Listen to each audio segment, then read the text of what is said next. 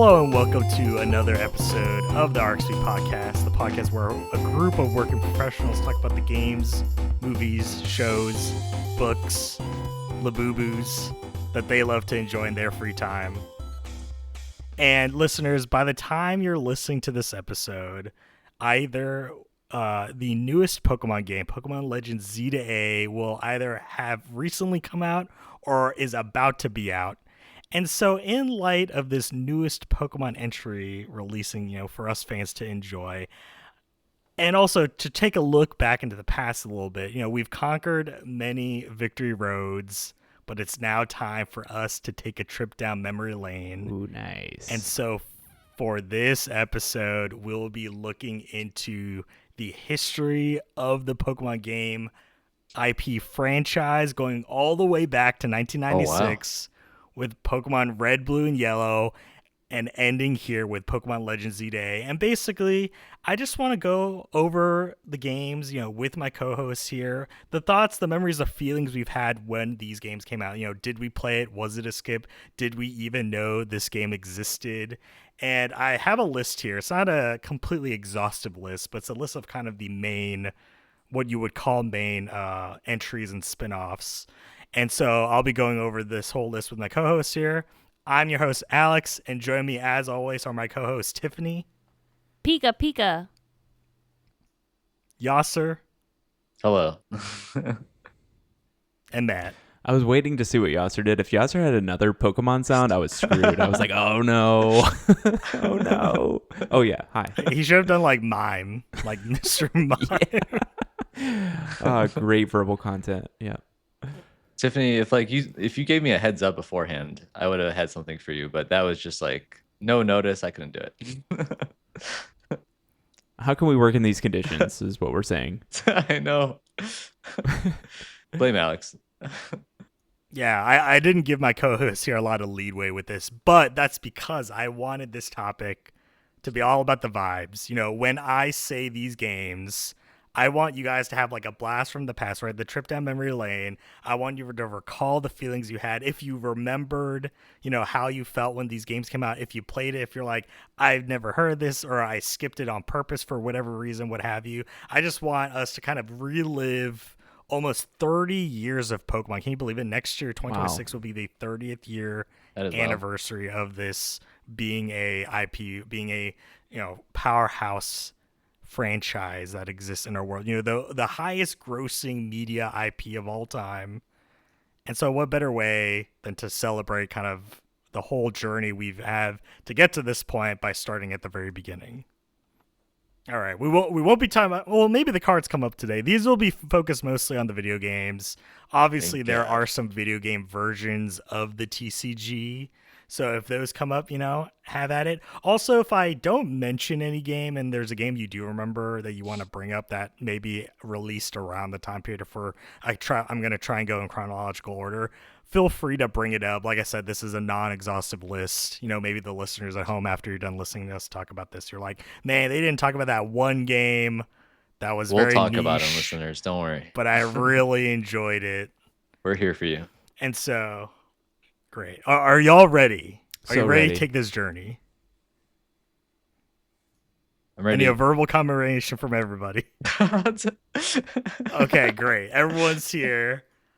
And so we're starting off from the very beginning, 1996, Pokemon Red, Blue, and Yellow. And here for my co-hosts here, I have my copy of Pokemon Blue. I've done a little preparation for my co-host to help give him some visual cues. But this is, I have an original copy of Pokemon Blue. And my story with this, it's a very interesting way Alex, that I got into Pokemon because... Hold on, I've got to stop you for a second. Oh, okay, sure. Our listeners are going to be upset. I need to make sure you mention this. You got to remember Pokemon Green came out at the same time, all right? Yes. I'm talking about the Western release. What us in the United States would recognize. Yes. but that is true. There is a Pokemon Green version out there, but that's very local to Japan. So unless you're in the country at that time, that was probably not something you're aware of. But yes, thank you for keeping the record clear. You're welcome. But yeah, so to go back, my journey with Pokemon began with Blue, which I didn't get till years later. is very interesting because my core memory I have about this generation, right, besides how I got, came into playing the game, was remembering and now in retrospect realizing how did I ever play this game as a child, right? Like I was, maybe 6 or 7 years old by the time I played this. I Mhm. don't know how my math skills were. I don't know how my reading skills were at this time. How was I playing this turn-based RPG, on this small, like 2-inch non-colored screen? And it was mostly the journey of me. Like the most memorable moment I had with playing Pokemon Blue was realizing when you got to the point where you had to travel to the Cinnabar Islands, right, to go to the seventh gym, and then you had to fight Blaine. I didn't like at the start. I didn't realize or I didn't know how to surf. Like I didn't understand like surfing. And so there's like this roadblock where you get to the edge of like the landmass and you're like, all Yeah. right, now you gotta start going across the water. And I'm just like, how the heck do you do that? And And there's no I prompt in the distinctly old remember, games. yeah. And so there was like a distinct period of time where I was just like, I don't know what I like. Is the game done? Am I done with the game? I didn't know what else to do. But that was kind of my like core memory Mm. around me, like my initial like journey with Pokemon is having this like very hard roadblock. And so that Mm. was just something that stuck with me. And obviously it hasn't occurred since then, but that was very much a very much a growing pain for myself. So this generation of Pokemon was the first one for me as well. I think it's probably true for all of us, right? Is there anyone who didn't get introduced to Pokemon during this gen? Can I be completely honest with you all? My Yeah, first Pokemon be real. experience was Uh-huh. Pokemon Diamond. That's Way crazy. later. Wait, what? Way later. Really? Yeah. Like video This game guy isn't playing. Like even a Pokemon I fan. played them later on. I don't know Uh-huh. how I just completely missed everything. So I played Well, you were busy with like Red. Mario and Zelda the whole time. That is probably true. That is very true. Surely. I had friends that were all into it, but I didn't Yeah. play Pokemon. I think I played Pokemon Wow. Red way later.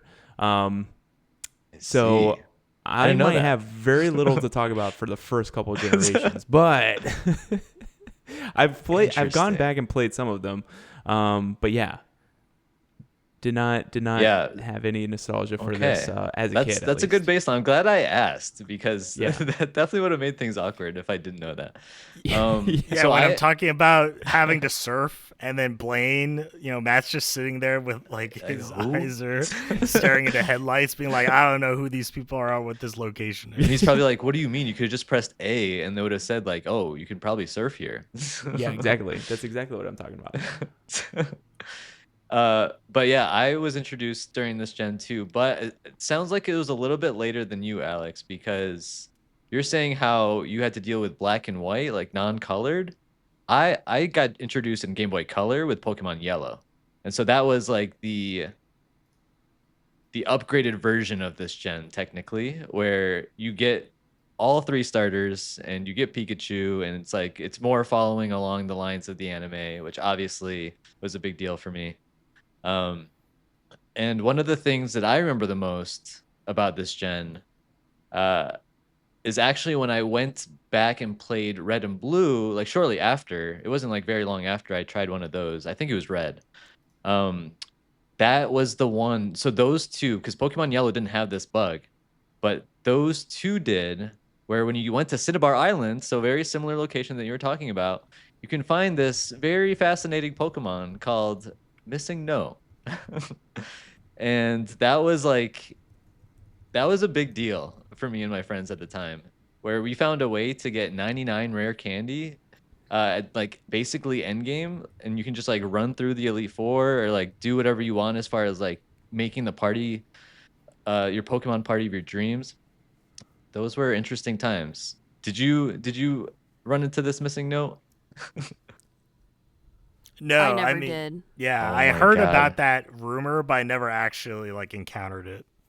Oh my gosh. Yeah, so basically for those who don't know, including Tiffany and Alex and probably Matt, basically you have to surf along the very eastern corner of Cinnabar Island, okay?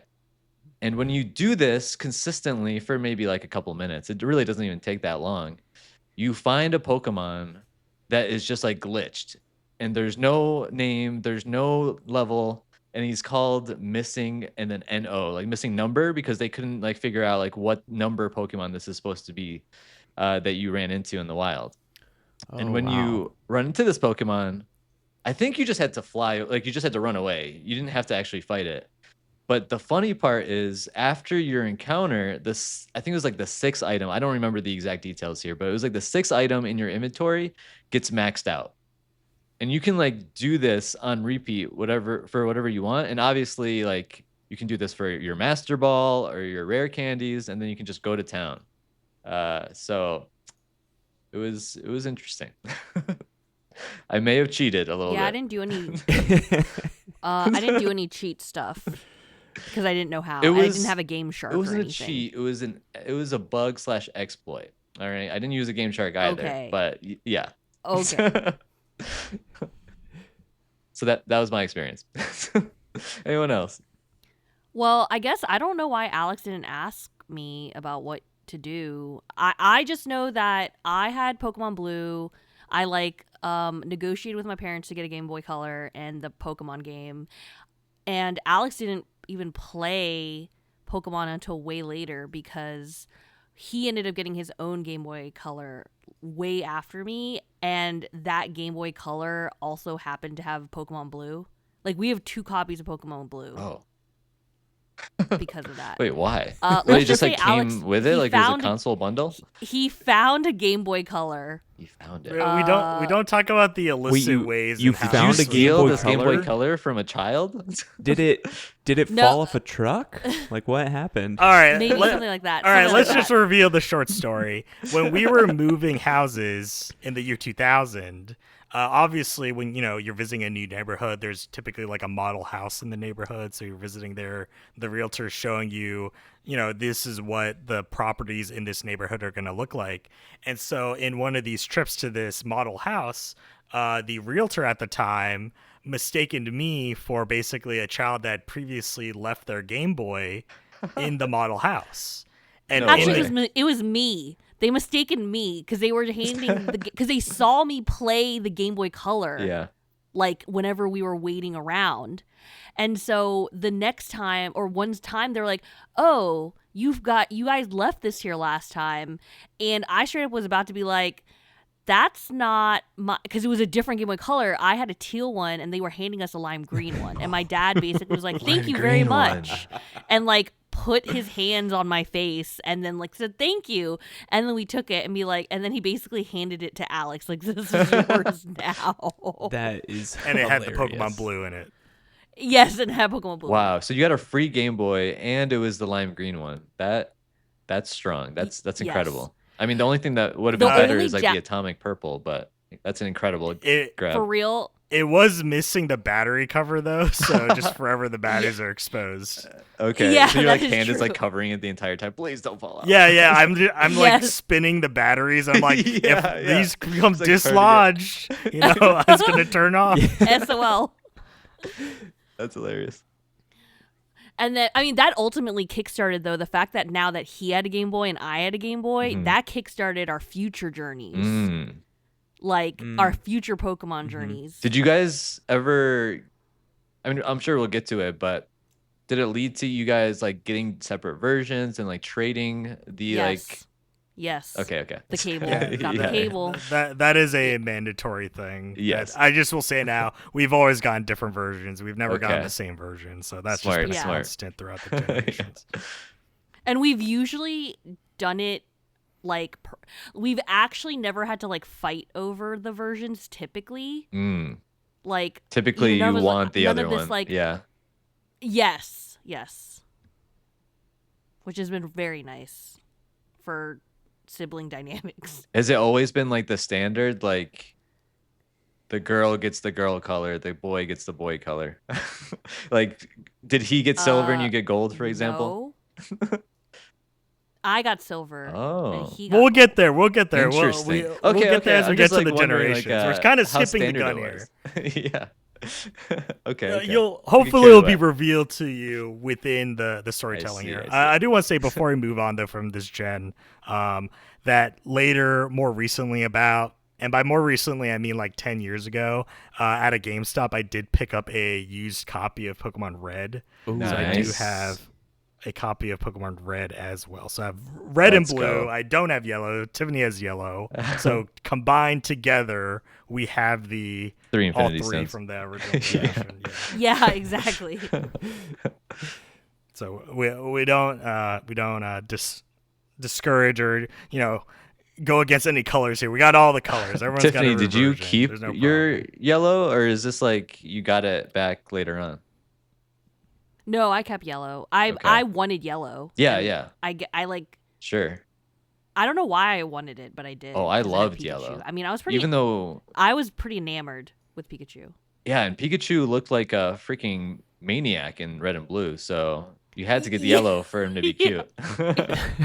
Yeah, But I had to that's like true. repurchase it. I think I like traded it away at some point, but then I got it back because a friend was like, I don't want this anymore. So I got an atomic purple yellow Wow. Game Boy Color setup still. Oh, nice. But nice. it wasn't the OG one, unfortunately. All right, moving on. I'm gonna put these two together because, or I guess these three, because they all came out in the same year. And this is before we get to the next generation, and that is Pokemon Snap, Pokemon Pinball, and Pokemon Stadium. Mm. And these were really games, right, that they weren't the first spin-offs from the Pokemon series, but they were the first kind of like forays into what can Pokemon be more so than just the games, right? And I feel like this They is weren't the very, first spin-offs? What was the no, first Pokemon spin-off? if we want to go back a little bit, there was a game called Hey You Pikachu for Really? the Nintendo 64. This came out in 1998, Uh-huh. and it was essentially like a Tamagotchi, where you For the were, N64?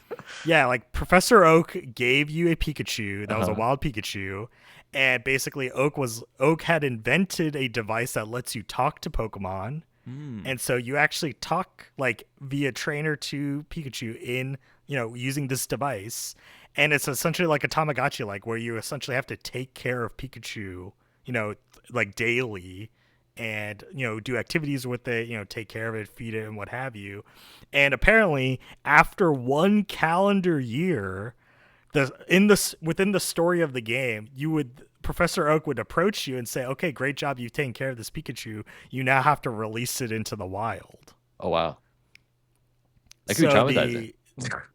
Yeah, so the Oh, story yeah, was for real. designed around taking care of the Pikachu and then releasing it. But after you roll credits, the game would continue as if you'd still had it.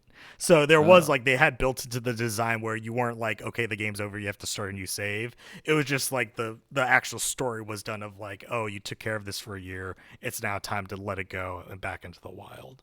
That's fascinating. So that was the true, I would say, first spinoff. But these were kind of the next follow up. And we never owned an N64 like me and Tiffany, so I didn't have Yeah. these. Oh my games. gosh. Yeah. Yeah, we did So it. like, so when people talk about Pokemon Snap and Pokemon Stadium, yeah. it was always at friends' houses, Yeah. right? When I was Okay. visiting a friend's house at the Sure. time, like that's when I was playing these games. So like I saw Snap, I saw Stadium, right? Especially Stadium back then. Amazing. It's a big deal, These yeah. trainer battles. Yeah, like Full everything's 3D. in 3D. Like this looks Yep. crazy. But what we did have, obviously, were Game Boy Colors. And so for us, my childhood was really dominated by Pokemon Pinball. Wow. Nice. And yes. got it. what's interesting Yes. is, this Pokemon Pinball and Game Boy Color, it came with a rumble pack. Is that why it's like, fat? shaped like this. It's Yeah, a rumble pack? Yeah. It has a The trunk. Game Boy can it has a rumble? trunk. I didn't even know that was Wow. possible. Yeah. No, this rumbles. cartridge like, rumbles. It's the cartridge rumbles. Yes. That's Yes. bizarre. Yeah. Yeah, actually I can open it up for my you can see that's where the battery goes in this. Oh. I've seen Oh. something like this for the N64 like controller, but I've never seen this Yeah. for Game Boy. That is wild. Yeah. And so, Pokemon Pinball for me is probably one of the games. If I think about like back in the late 90s, early 2000s, it is really one of the first true games I like played over and over. Like obviously it's a pinball game. Yeah. You're going for high But you scores. got to catch them all. Yeah, catch 'em all. and lo and behold, we never did. I never completed the Pokedex in the Pokemon Pinball, but you can. Oh, And it Has is one of those anyone things where I'm finished like, the Pokédex in any of the Pokemon games? Because I haven't. I'll be completely honest with you. yes, Wow. I Yeah, have. Yeah. that's dedication. We'll get there. I think one time. Let's just say it's during a very bored Alex during the college years. But we'll get there when we get there. But yeah, with Pokemon Pinball, it was just such an experience where I'm like, this is truly like, even though there was progression, right? Like you're catching these things, you're traveling to different towns. There's a How are you traveling traveling mechanic. in a There were pinball two- game? I thought it was just pinball. So, I had no That's idea a- there was It is a just connection with pinball. this. but Are there it's cutscenes where you're pinball, going to places? And the way they would mimic it, so obviously it's a pinball table. In the center of the pinball table, they had like a quote unquote like digital screen like within the pinball machine. Okay. That screen would like give you all your information. So it'd be like, oh, you have a ball saver for right now. You have a bonus life, and it would also tell you your current location. So you would catch Pokemon in these locations. There's actually a catching mechanic, and on top of that, there was actually boss battles where you would like fight Pokemon, stuff like Mewtwo, Charizard. Like this was something where I'm like, back in 1999, they came out with this for the Game Boy Color, and I feel like Game Freak, like the Pokemon Company, like their ingenuity since then has drastically gone down compared to what they're releasing nowadays. Shots fired. I do have to say also that our parents got obsessed with Pokemon Pinball, and basically we would be going to Your bed parents? at like 8 p.m. or whatever, Uh-huh. and literally they'd be playing it while we were asleep, and the next morning they'd be like, I caught 3 new ones that serious? we didn't have. And I was like, sweet. Yeah, our parents would have to rotate like us playing so that they can play too. That It is was wild. crazy. hilarious. Yeah, it was honestly great memories, because even like both my mom and dad were like playing pinball with us, or like for us, I guess, because it's not like we could play together. But I did watch every once in a while, because I was like, oh yeah, oh my god, we don't have that one. I'm gonna. And they'd be like, what is this one called? And I'm like, Polygraph. I feel like I'm gonna need to watch a They were like, video "Oh." sometime, because I'm really not grasping like how this is happening. Like I figured it was just How like a this works, pinball yeah. machine that was like themed as Pokemon stuff, but like all It this was, stuff about but like then- going different places and boss battles, like it's Yeah, because sometimes you had to get to the area in order to find the Pokemon there. Like Uh-huh. you had to go to the Safari Zone in order to get like a Taurus or a Kangaskhan and stuff like sure. that. And so like when you did the combos and like going into certain holes or like do a couple rings around the board, you then could go to a new area, and then you can fight a Pokemon. And the way you capture a Pokemon is that you smack it 3 times with the ball that you have. So they're like in the middle of the board, and you're just like okay. flinging, like flipping the ball to hit them, and once you hit them 3 times, you captured them and stuff like that. That is pretty It was cool. really fun. Yeah. They need to bring this back, honestly. And they had a board for red version and blue version. They also had 2 boards, like 2 Yes. tables like within the game, like mimicking each version. interesting. So, like, this was really something that I still call back to. They've only done one other version of it for the advance. But besides that, I'm like, I feel like pinball is definitely one of those subgenres that they could do a modern version of, especially with the Switch and Switch 2, like, player base. Like, it would sell like hotcakes.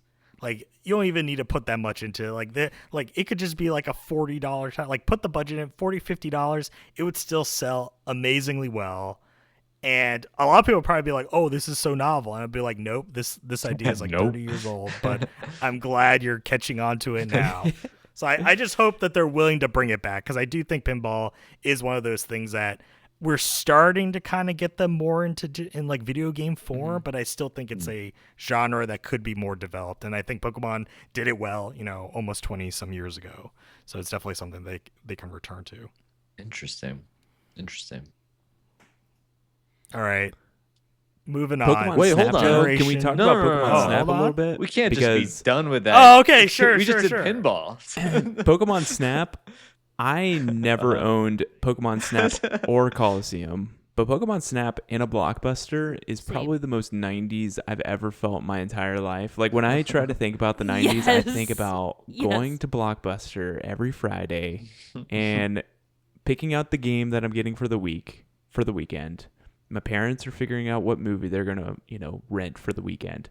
They are less decisive than I am about what game, because I know what game I'm playing. and then the rest of my time is just playing Pokemon Snap while they're figuring this out.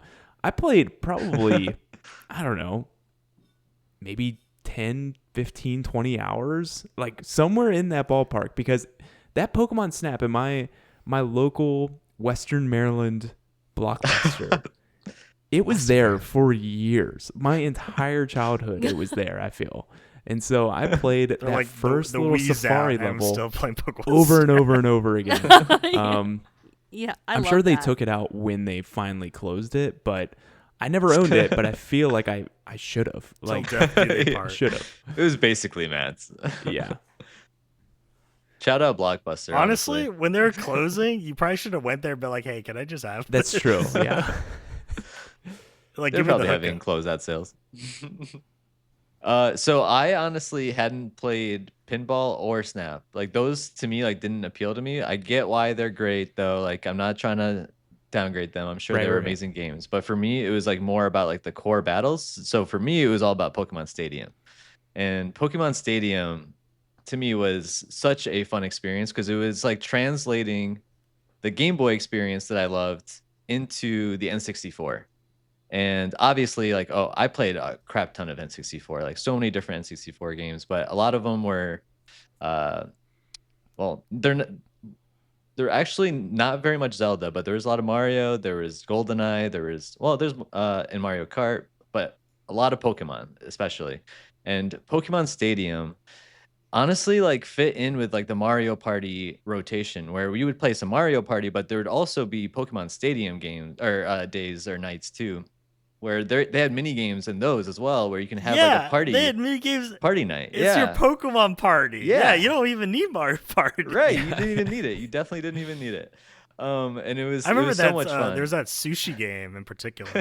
There were so many games. And then one last piece of this, and I think this might have been Pokemon Stadium 2. Are we going to be talking about that one at some point too? Or should I just like mention this real quick? If you want to bring it up, it's on the list. So if you want Okay. to save it, or you can just talk about it now. Well, Since they go together. the main thing that I wanted to mention is, and I can't remember if it was introduced in the first one or the second one, but they had this feature that was like the Nintendo Switch where you could plug in your Game Boy game into the N64 somehow. I don't remember how exactly this worked. It might have been on the controller or maybe somewhere on the actual deck. I honestly don't remember. But I could play my Game Boy game on the big screen by loading it up via Pokemon Stadium. Do you guys remember this? Do you guys ever do this? I do Or remember was what this you're talking just for about. me? No. Okay. So I think I heard of something like that worked with the GameCube, but I with the didn't know there was a GameCube. functionality with the 64. Because it also. was on the advance, like the Okay. hookup to the advance to like the control jack. okay. remember- So then it must have been Pokemon Stadium 2 then, right? Because that was a I think GameCube so. game? Question mark? Okay. It must have been. Because I remember playing that at my friend's house. Like, and we all had our separate jacks, and you could like Okay. pull up multiple. They're all jacking in. Yeah. Yeah. All jacking in.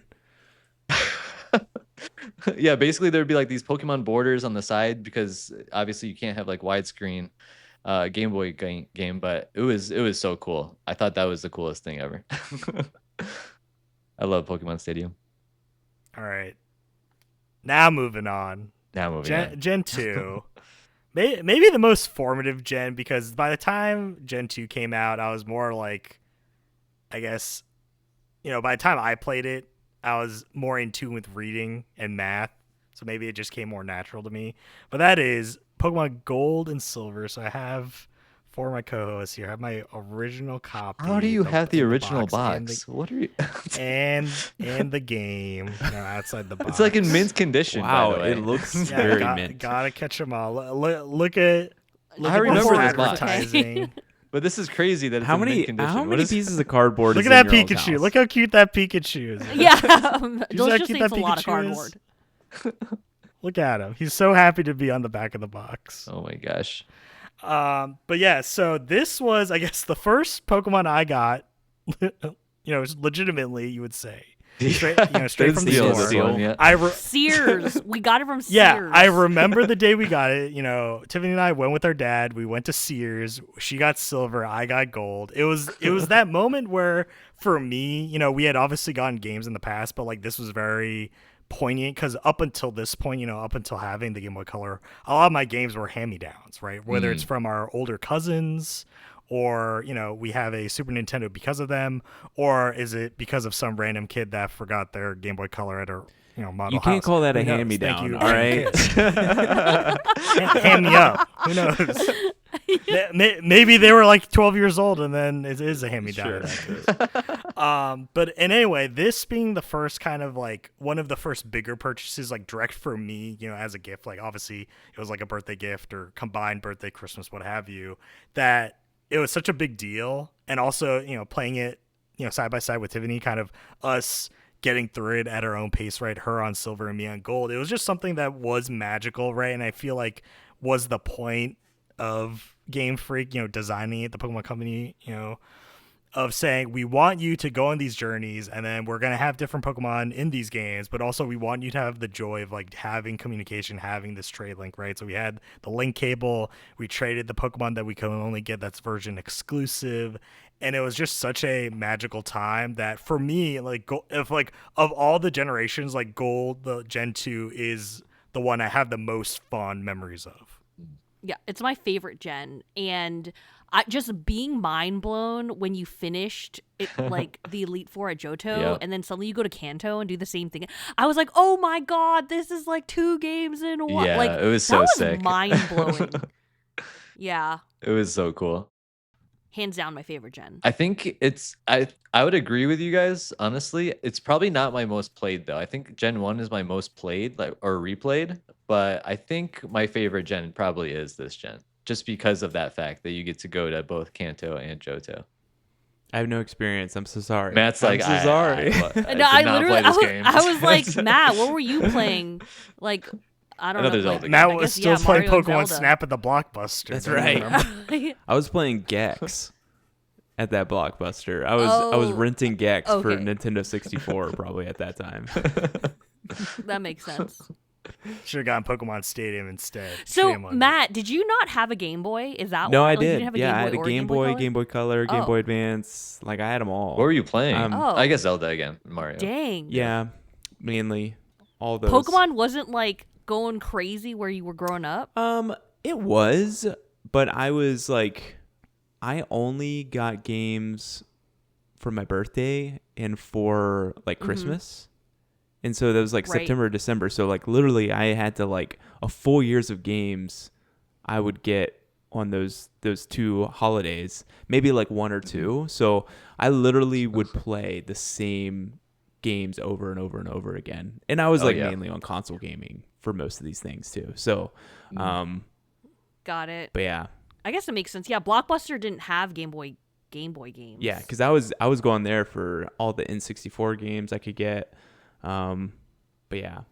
Oh, did they not have like kiosks for Game Boy? Because I remember like Walmart and stuff had like Game Boys mounted to like the retail like shelves. Like they were like stuck in like with Yeah. the metal bracket, but you could still like play Like the models? like Game Boy Color Yeah. games. Yeah, like on those things. We're not standing in a Walmart for 3 hours to get Yeah. a good gaming session in, Alex. What are you I talking remember when we went to those stores, Nina, I was sitting at those demo Oh my tables. God. Just tell your the whole parents, time. let me know when you're about? done. You always Yeah. Like, Come yeah. get me. disappeared. You You have would constantly get lost, and you that's would have where to you- come find me, and you'd find me at But you know those exactly demo where to find you. You're never kiosks. getting lost. Yeah. You're just gonna be at this kiosk. Yeah, I'm just always there. And I'm playing the game, my head's craned up. I'm like getting a crick in my neck when I'm Oh, only yeah. like 8 years old. But I'm like, this is worth it. The pain is worth it. Oh yeah. All right. I mean, do you want to talk more about Pokemon Stadium 2? That's the next up, 2000 Pokemon Stadium 2. I mean, Awesome. honestly, Pokemon Stadium 2 is just like everything that was great about Pokemon Stadium 1, but they just made it even better. They added like Elite Four stuff. You could, again, I'm pretty sure this was probably the one where you could connect your Game Boy and you could play Gold and Silver on the Pokemon Stadium. That was just a blast. And whenever we would be done, like with our own games during the day in school. We'd come back and we'd battle in Pokemon Stadium, or do those mini games like you mentioned. Did you guys do a lot of like gaming nights with Pokemon Stadium at your friend's place? Because it sounds like you guys didn't have an N64. But how often did you guys play Pokemon Stadium at other places? No, I it didn't. must have I been didn't maybe like play. once a year. Like I was, Okay, so it was not very these were common. places where it's like, yeah, like stadium itself was a very kind of few and far between experience, but I did have memories of it, especially the mini games. If anything, I probably have more memories of playing the mini games as opposed to the battling, because like no one ever really wanted to battle. It was just like, let's go Really? play the sushi eating mini game or one Yeah. of the other like four other ones that they had. And so it was at like it was one of those games where I was like very astutely aware of it existing, but I never like fully got to enjoy it like in the moment. Interesting. Okay, okay. And then along the same time, I feel like we would be remiss if we didn't mention Super Smash Bros. Too, Oh, because Pokemon was Yeah. part of that for the N64 when that first came out.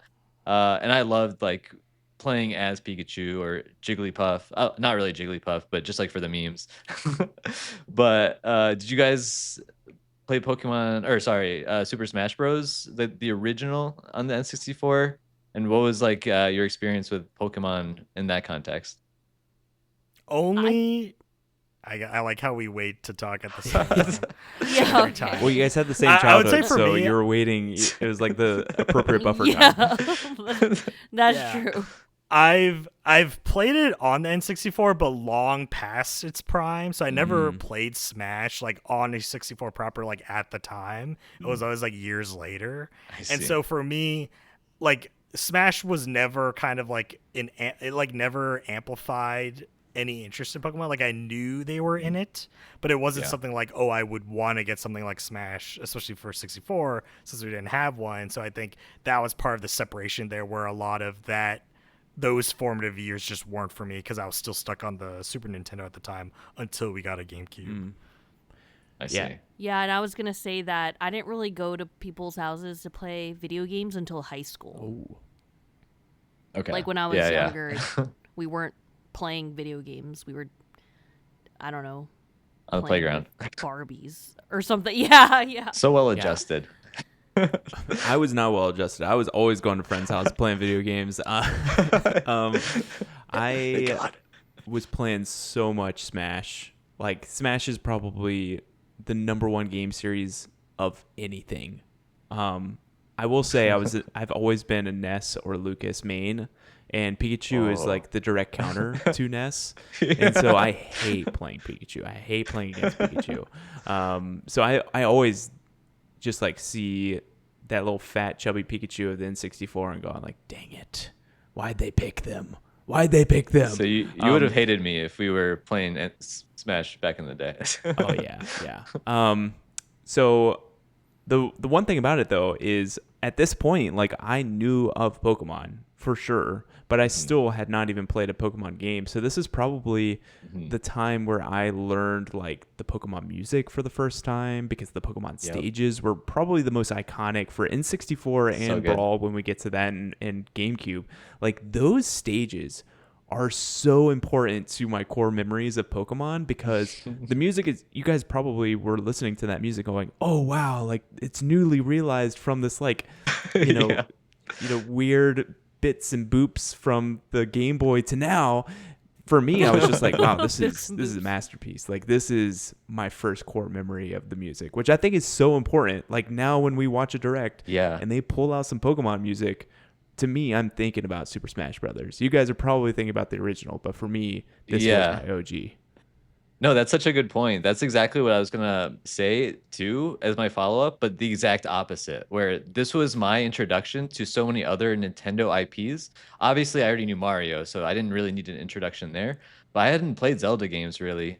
And so going to like the Hyrule Castle for the first time, hearing that music for the first time, those are the same core memories, but just for non-Pokemon related IPs. And same with Kirby. I'd never played those games. So it was really cool. And I think that's what makes Smash such a cool game in general is there's so many cool IPs that Nintendo has and they just like combine them all into this really cool Mm-hmm. and addicting game.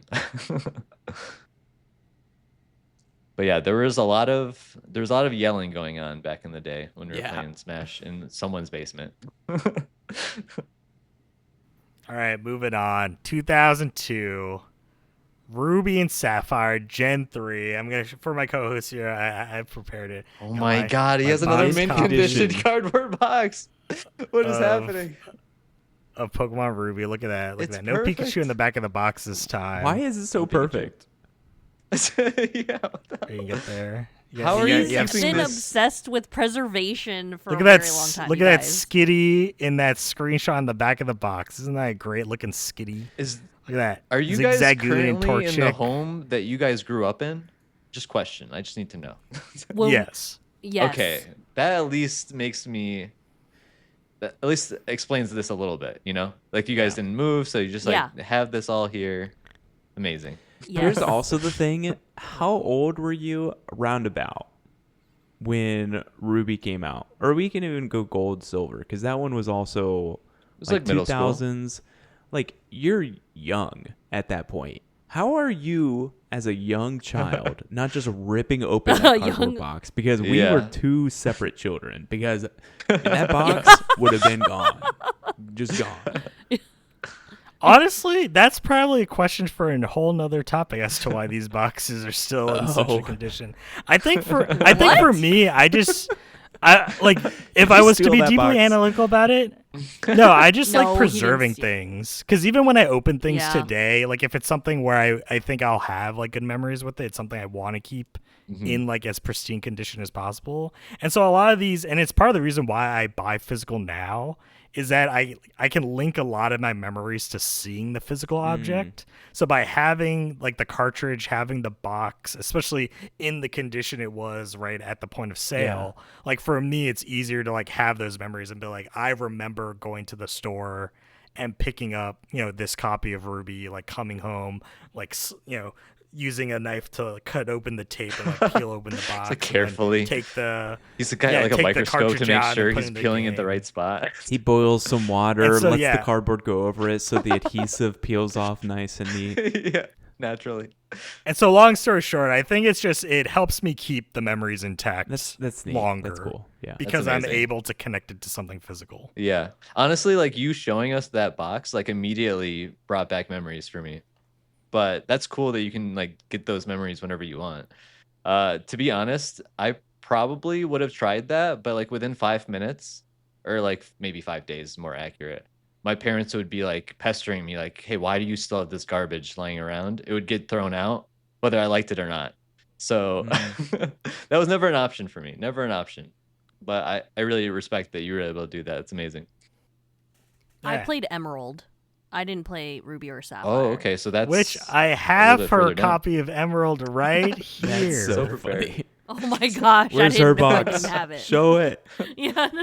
She doesn't. Oh, I don't have box her is, like, box. it's I don't know where recycled. she put the box. No. But yeah, I so we can't have this- remember if I had a friend who was like, "I don't want this anymore. Do you want it?" And I was like, "Yeah." And I don't know if he gave me the box. He might have only just given me the game. Yeah, surely. That's cool. I love the Which is kinda see-through weird. look of How- some when of these did that game cartridges. come out? So good.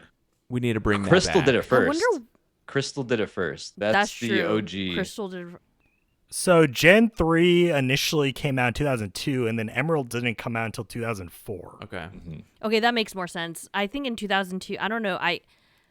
Alex, did you get Ruby, like, Yeah. when it came out, or did you also get it separate? Why didn't I get Sapphire then?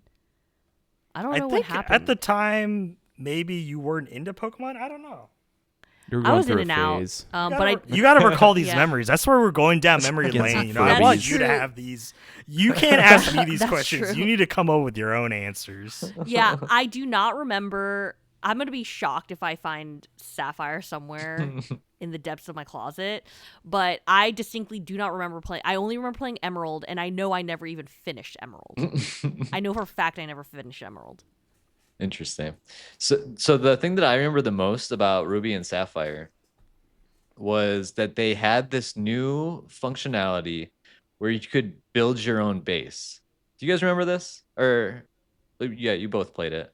I don't know if Matt's played it, but Yeah, I think remember it this was like a base stuff? cave, right? You had a cave. Yeah, it's basically a cave. So what's cool is you could have the base in a lot of different places. So you could have a base. You could have like a treehouse based cave, and you can like decorate it, and you can invite your friends to it. I thought that was, I mean, it wasn't like the coolest thing in the world, but it was like a cool little gimmick that they added to it that I remember very fondly. And then the other thing was the fact that you could use your bike to go up like unique terrain. That was bizarre to me. Where you could have like these Oh road yeah, bikes yeah, or yeah, like dirt yeah. bikes. It was crazy. Maybe that's for where your love of biking came from, Master. It was Yeah, all that because must of have been it. Ruby and Sapphire. I mean, it started with the original Pokemon games. It's just they made them even better in this one. But I remember the first thing I would ever do on any of the Pokemon games is register my bicycle. So that whenever I got out of a building, I was immediately pressing that button so I can start flying to my next location. Like flying as in like going Heck there yeah. fast. Love that. Any other memories of Ruby and Sapphire? Was that it?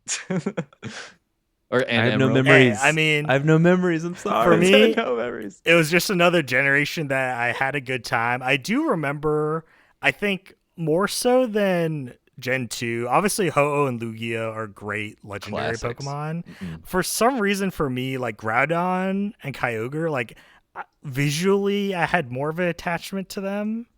Like for some reason, Oh, just really? how they looked. Yeah, I was just like, these are just so much more memorable to me. I don't know why. I just enjoyed like their visuals more as legendary Pokemon, right? Because obviously Sure. they're the cover Pokemon, and so it's like that's kind of my main takeaway. Otherwise, just a great game. I enjoyed it. Like it was just more of what I liked about Gold, and so I was just kind of like continuing the trend where I hadn't soured on the Pokemon formula yet. Yeah. I mean, I definitely agree with you. The legendaries in that gen were very, very cool.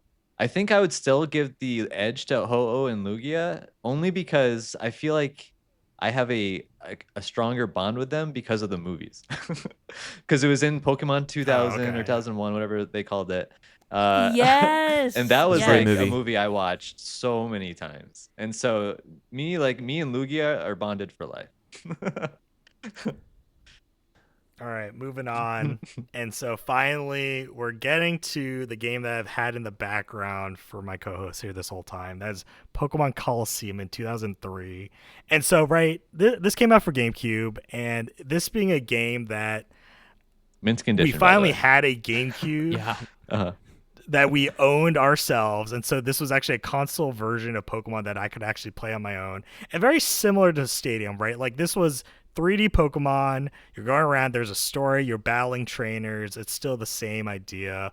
But this being my personal first console Pokemon experience was something that also kind of reinforced the fact that, oh, look, Pokemon is more than just the 2D sprites, right? Like they are trying to make Pokemon into more than what it has been.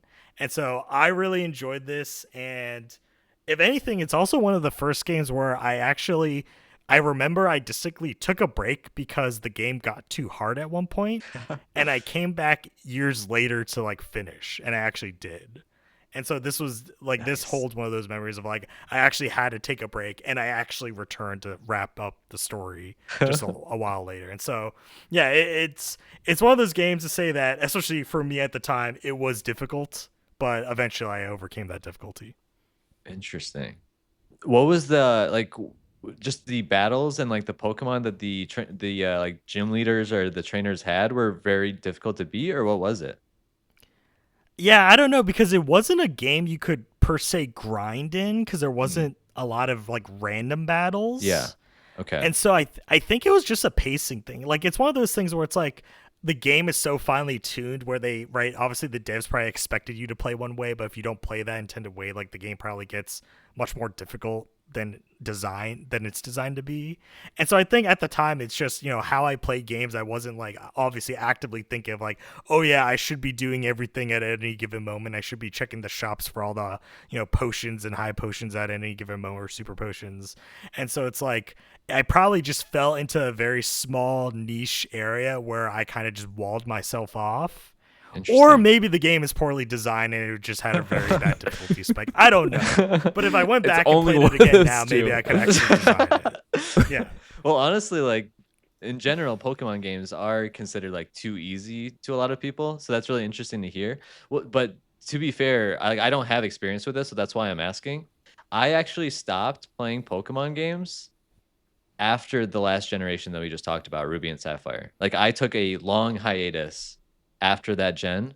And so I'd never played Pokemon Coliseum. I'd never played Pokemon Black and White. And I think you said Diamond, right? Was Yeah, Diamond and during Pearl. that time Pearl too. I came didn't out play those either before until the Black and White. remasters came out. Oh wow. We're kind of like tag teaming out. It's that's like, when okay, Matt bye. came Yeah, I tag team out. Yeah, for that's- Matt. yeah. Okay, Yeah, great. that's so Maybe we funny. keep the conversation tight then as we approach those generations.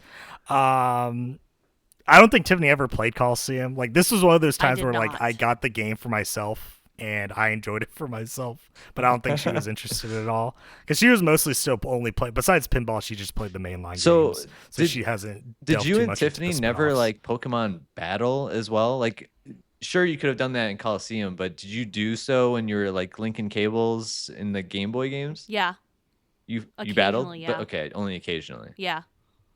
Yeah, Yeah, I it think wasn't in the much. beginning, and then we fell off. Like we basically didn't battle post like Black and White. Mm. Oh, so like all those Yeah, I earlier think- gens, you guys were battling and trying to beat each other, and like that was a key thing that you guys Very were trying to do. occasionally. Oh, still Yeah, very it was Yeah, a part very of the experience, but it wasn't like we're motivated. There's to no do it. like It was bragging like, rights. yeah, let's involved or use the anything. feature. No, I no. see. I thought didn't we battled in Scarlet and Violet once? Well, We- that's way I feel like later. we do it once per gen. Okay. No, Yeah, we yeah. do, like, I mean, once we're skipping ahead. We got like we gotta go in order. You know, the memories come as they flow. I do want to skip because we're finally getting to the point where Matt can actually has memories to talk about. You know, instead of just sitting there to be like, I don't know what you're saying. In 2004, along with Emerald, they also came out with Fire Red and Leaf Green versions for Game Boy Advance. Oh, yep. I still played those. Oh, I didn't play bought those. this copy of Leaf Green, like very also similar, like 10 years ago or so. I've never actually played my copy of Leaf Green, but I just wanted it to have it. Obviously, as Matt pointed, Where's or your as Yasser box? pointed out too, this was from GameStop. It was used, so it was a secondhand market. Okay. there. But as Yasser pointed out, in Japan, when Pokemon released, it was a blue and green version. Mhm. And so obviously when they did the remake, they have this leaf green that they also brought to the West. So I had to get that, you know, just to have a version of it for that generation. I see. Well, I do have one thing to mention about that gen, or like the remaster of that gen, I guess you'd call it. I'm pretty sure I never bought Fire Red proper for the Game Boy Advance, like the one that you just showed. I'm pretty sure that the only Fire Red that I've ever played was always like ROMs on my laptop. Mm. Because that's like when I started using my computer more, because I was like late high school, early undergrad, and I was just like downloading these ROMs to replay the games that I used to play back in the day. And when Fire Red came out, I was able to play those. And that was like basically the same thing, where I just get to replay the OG games, but in these like enhanced graphics. And I was playing it full screen on my laptop, and it just seemed like a really cool, like different, but also the same experience to have all over again. And so I loved Fire Red. And did you play Leaf Green a lot, or was it just more so for like the collector's item in you? No, yeah, I never played it. I've Never played even- it. I mean, You have it? who You knows never if played it even turns on?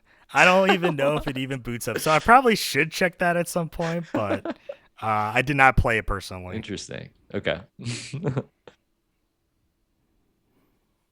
All right, moving on. Gen 4. So I know Matt has so much to say my because this time. is where he began his Pokemon Masters journey. I will say this was actually the first generation that Tiffany and I had skipped. Oh my god. We actually what is went wrong with Gen you? It's just gonna be people? Matt. Out. Yeah, Yeah. it's like Matt, literally the We- only one alone at the table. Yeah, we didn't buy copies of this, so we never went to the store. We never got it. This came out in 2006, so this is when Tiffany graduated high school, so I think that's probably part of the reason is that we were separated. She had moved out of the house, so I didn't have a counterpart to play the games. But when I entered high school years later, I did get a copy of Pearl from a friend. So I do have my own copy of Pearl here. Nice. Obviously not in box, not complete in box. He just sold me the game. So I have a copy of Pearl. Ended up finishing his save on it. So I have played this gen. But like partially. Just the last the last two gyms and then the Elite Four and then the champion. But I do have experience, and so that's it's a very loose thing. Like I went back to it obviously like 10 years later. It was a fun time, Again, I also got this buying it off a friend just to have a copy of it, like just to have a representative version like for the generation. And so that's kind of the extent of my memories with it. Diamond was great. Yeah, tell us everything. It's my first Yeah, time for real. playing a Pokemon game. I still think it, like, even going back to the OG, like, this is my OG, so this is my favorite generation. It's my favorite Pokemon game. Like, it is everything. I did complete the Pokedex, which is crazy. Nice. That is wild. Because there's 150 you could catch, then you could do the national Pokedex, and from that it was like it increased it to 400. And most of those you couldn't actually catch. So I got deep into the stock markets because at this point, like it was on the DS, you could trade online. And so really, I would global look trade system, GTS. Yeah, I would look for different Pokemon that I did not have that were not accessed on my version. Because me and my best friend, he got Pearl, I got Diamond, so we traded with each other. Sure. But then for all, there was, I think there was even like area exclusive Pokemon. Like this is where they were experimenting with a lot of those things. And so majority of my Pokemon in my Pokedex have not Japanese yours. names. Like I don't even know what they say. They're probably a bunch of expletives. I don't know. Maybe Nintendo didn't allow that. I don't know. But it's like I would get something and it's like, oh, and then it's just like Japanese letters. And I'm like, okay, cool. Welcome. I love it. Roll off the tongue.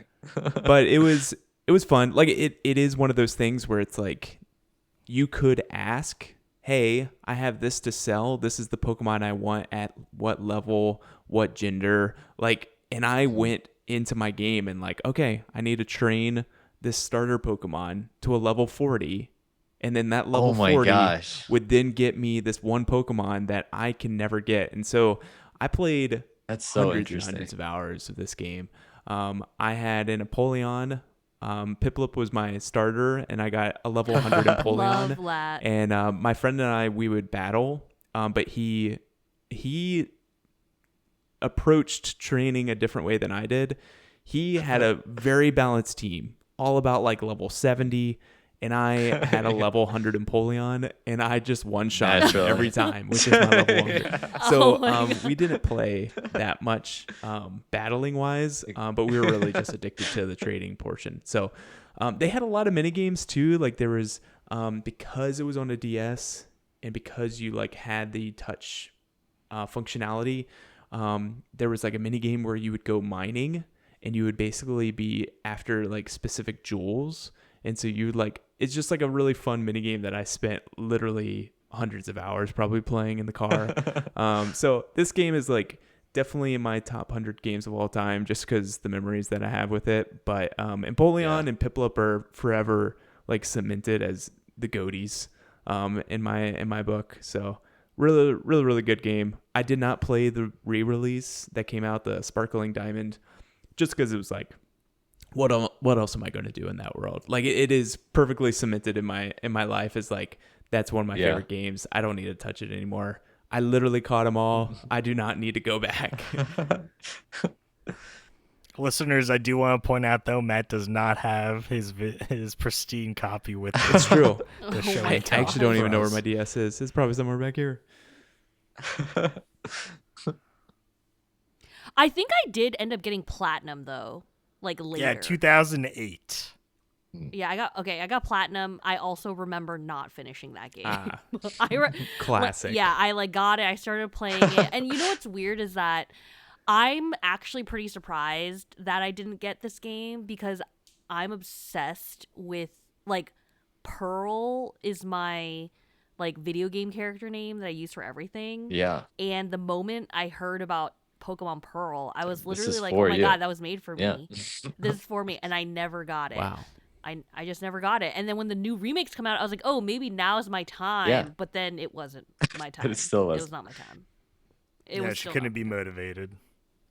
So basically, if I got Yeah. you Sparkling Pearl or whatever the fuck it's called, you wouldn't play on your Switch?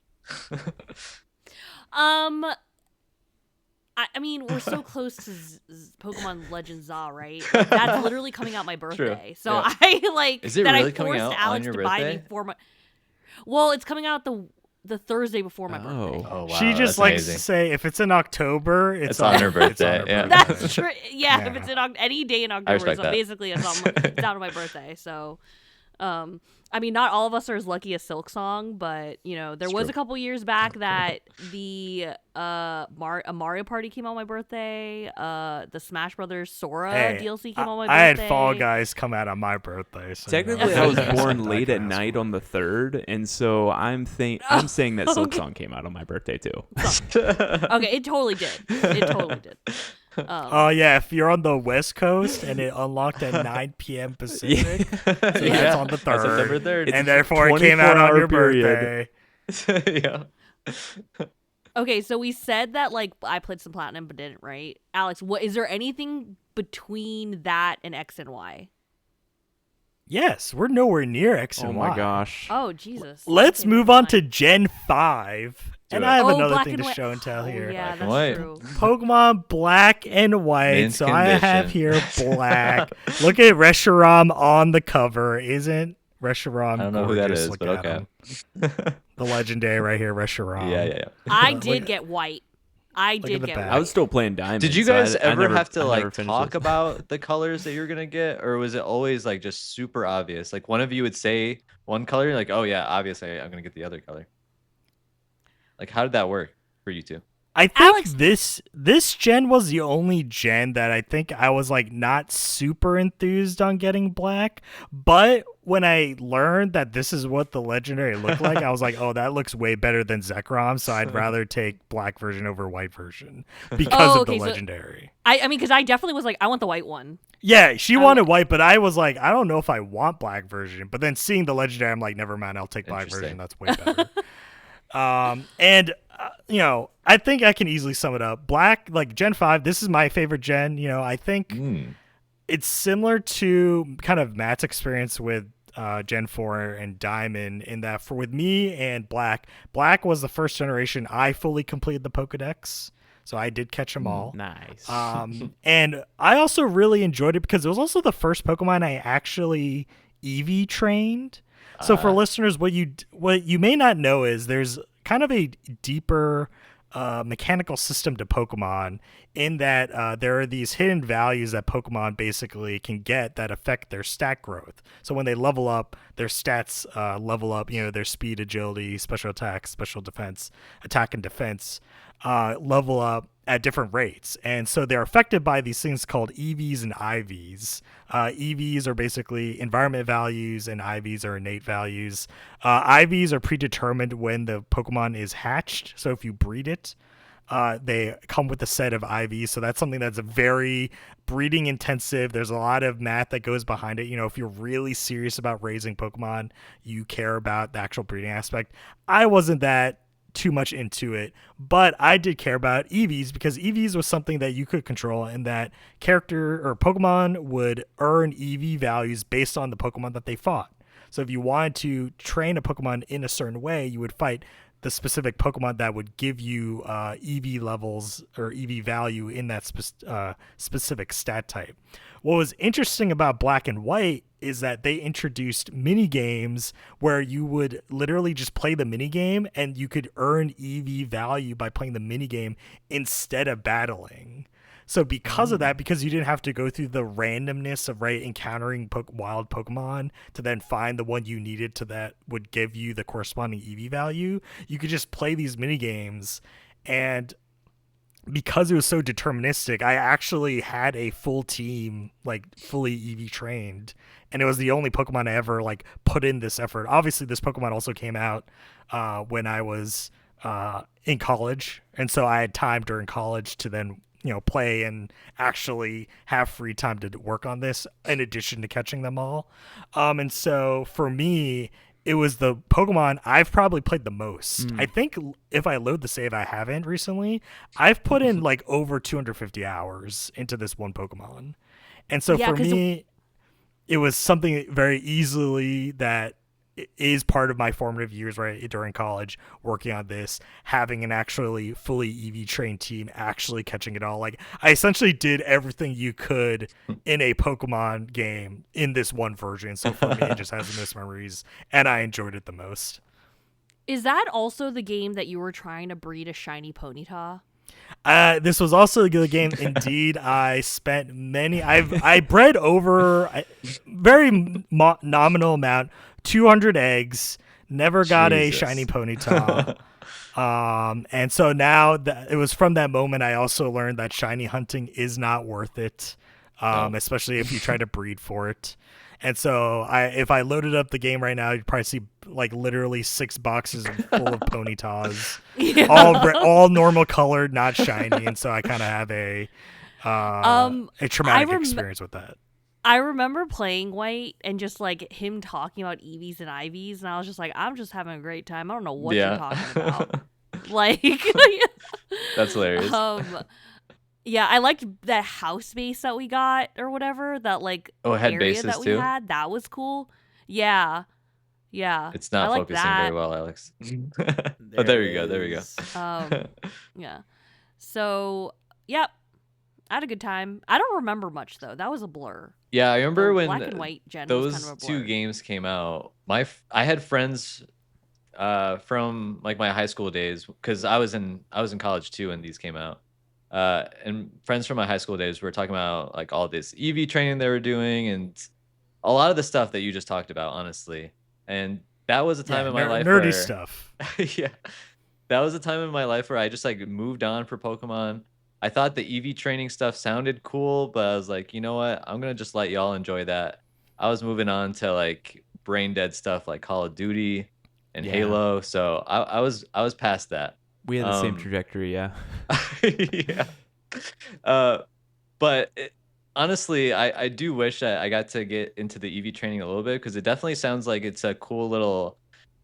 It adds depth to Pokemon, which honestly, like a lot of the earlier Pokemon games didn't have a lot of depth when I wanted them to, because I wanted to keep replaying them and have something of like a goal to accomplish.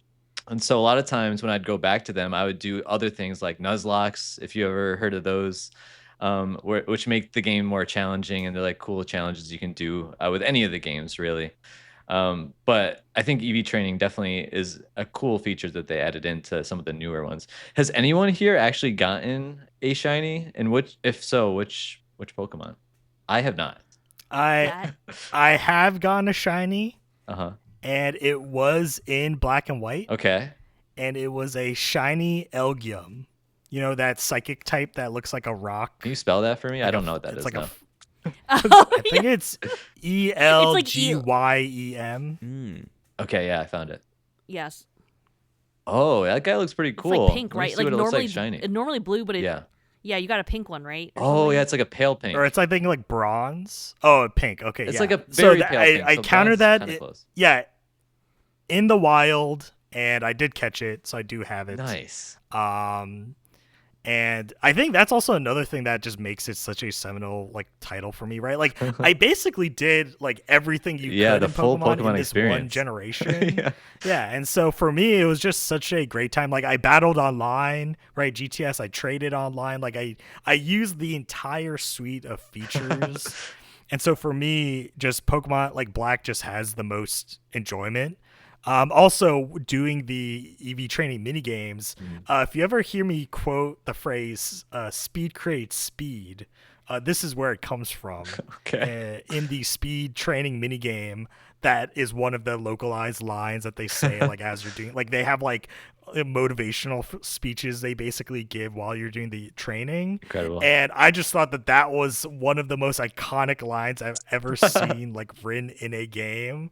And I'm like, honestly, is it wrong? I guess not. Speed does create speed in some ways. So if you I don't ever even know hear what that me means. reference that in I the don't either. future, that's It's a where metaphor. that's where it comes from. It comes from Pokemon. It's Yasser. It's just like that one kid that's like, I like shorts. Like, you know what I mean? It's Yeah. literally like the same. Just like an iconic line. Oh man. It's the localizers just having fun with it, Yeah. which I can appreciate. Which, by the way, there are a lot of incredible lines in Pokemon, in my opinion. Like a lot of the trainers that you just come across, they have these crazy one-liners that are just so goofy. Yes. You like forget about them, but when Yeah. you go back and play them, they're hilarious. Love the localization translations. I don't know like if they're funny in Yeah, other shout out. in other like languages too, but I assume they are. I honestly have no idea. All right, moving on. Before we get to Gen 6, I am going to take a slight detour because whenever I can get a chance to talk about it, I will take that chance. Okay. And so in 2012, another Pokemon spinoff came out, and that was basically Pokemon Fire Emblem in Pokemon Conquest. Look at that. Look at this box art. I don't know if Showing to my co-hosts. I'm heard of showing them the that. box art. Neither have I. Zekrom and Groudon are on the cover. You have this Asian-looking guy there. I'll talk about him later. And look at the back of it. Look at this. Look at this. It's a Pokemon Tactics game. Look at that. Look at Wow. the little grid fields. Never Look at all heard these of this. characters you can play as. Look. I know, listeners, you can't look. I'm just telling my co-host to look at it. And then I'm going to show them the game cover. But basically, this was a Pokemon Tactics game that was a kind of historical fiction where it took the place of the great samurai known as Nobunaga.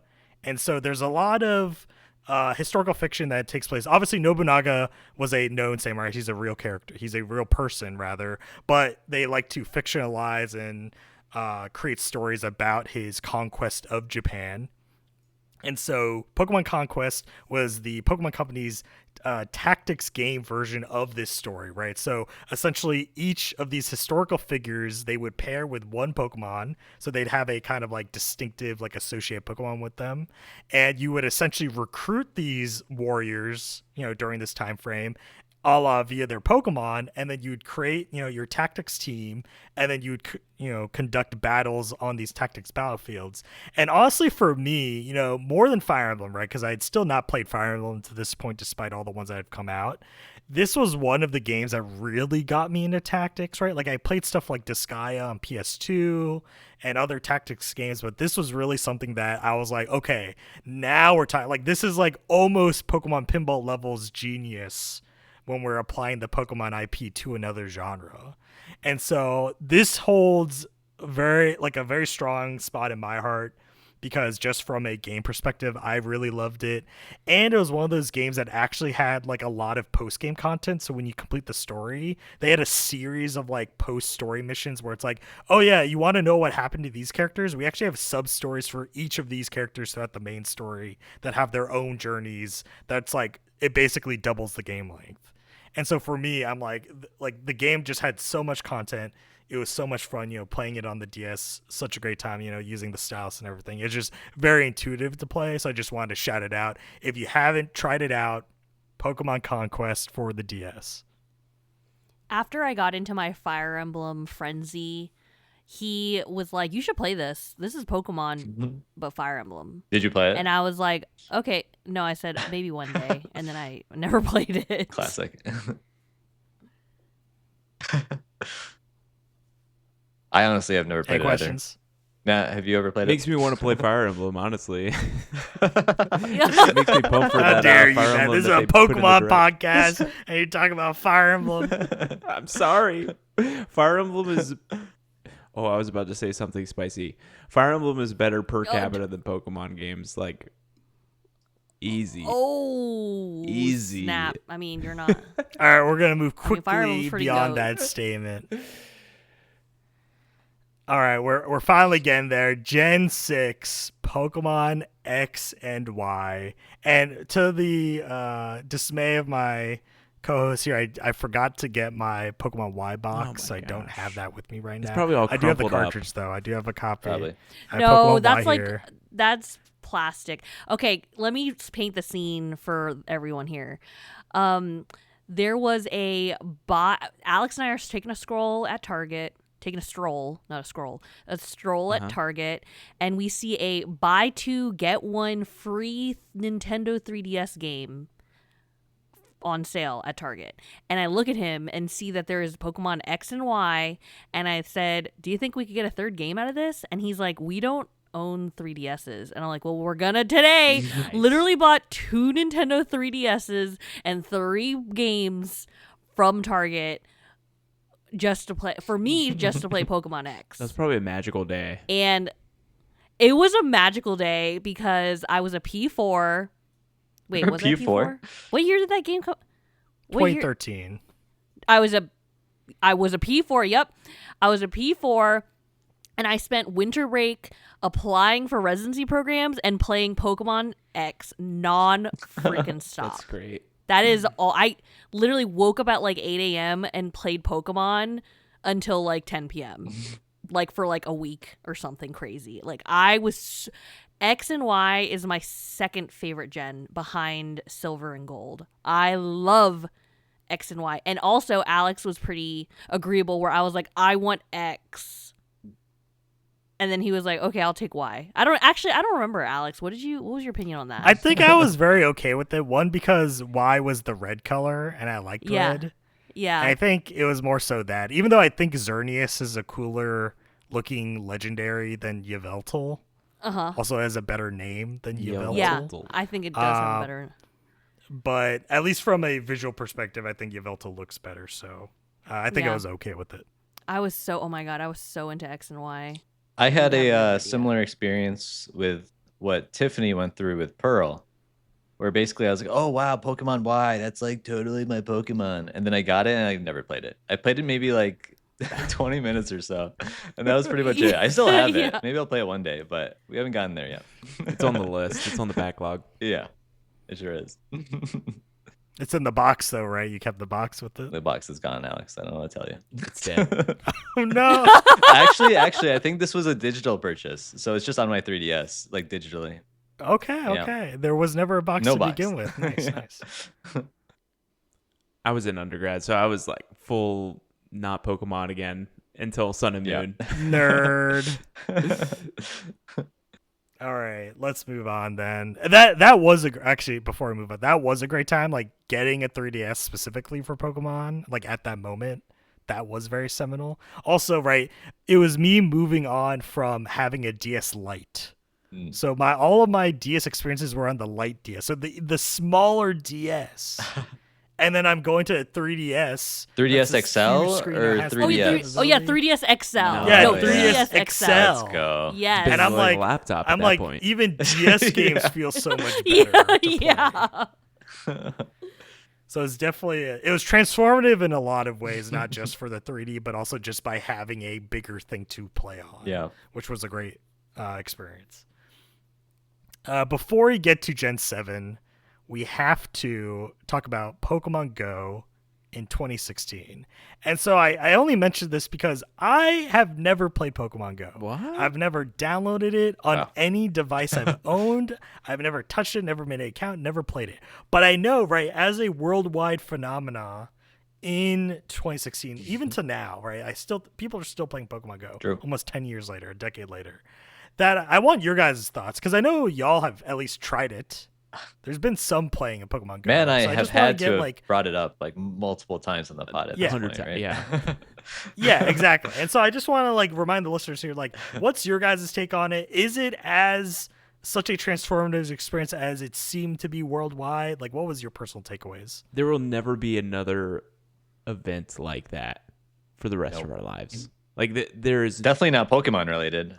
Definitely not Pokemon related, but I can't imagine another app like that to take over the world the way that Pokemon Go did. Like, Are you saying It would be Pokemon tough. Sleep isn't doing it? I just don't know. Like, I literally, like, we would walk from our apartments and we would walk all the way down to Brown Island, and there would be hundreds of people catching Pokemon. And then someone would be like, there's a Snorlax Dragonite! over here. And they would like run. There would just be like mass Everybody panic. sprinting.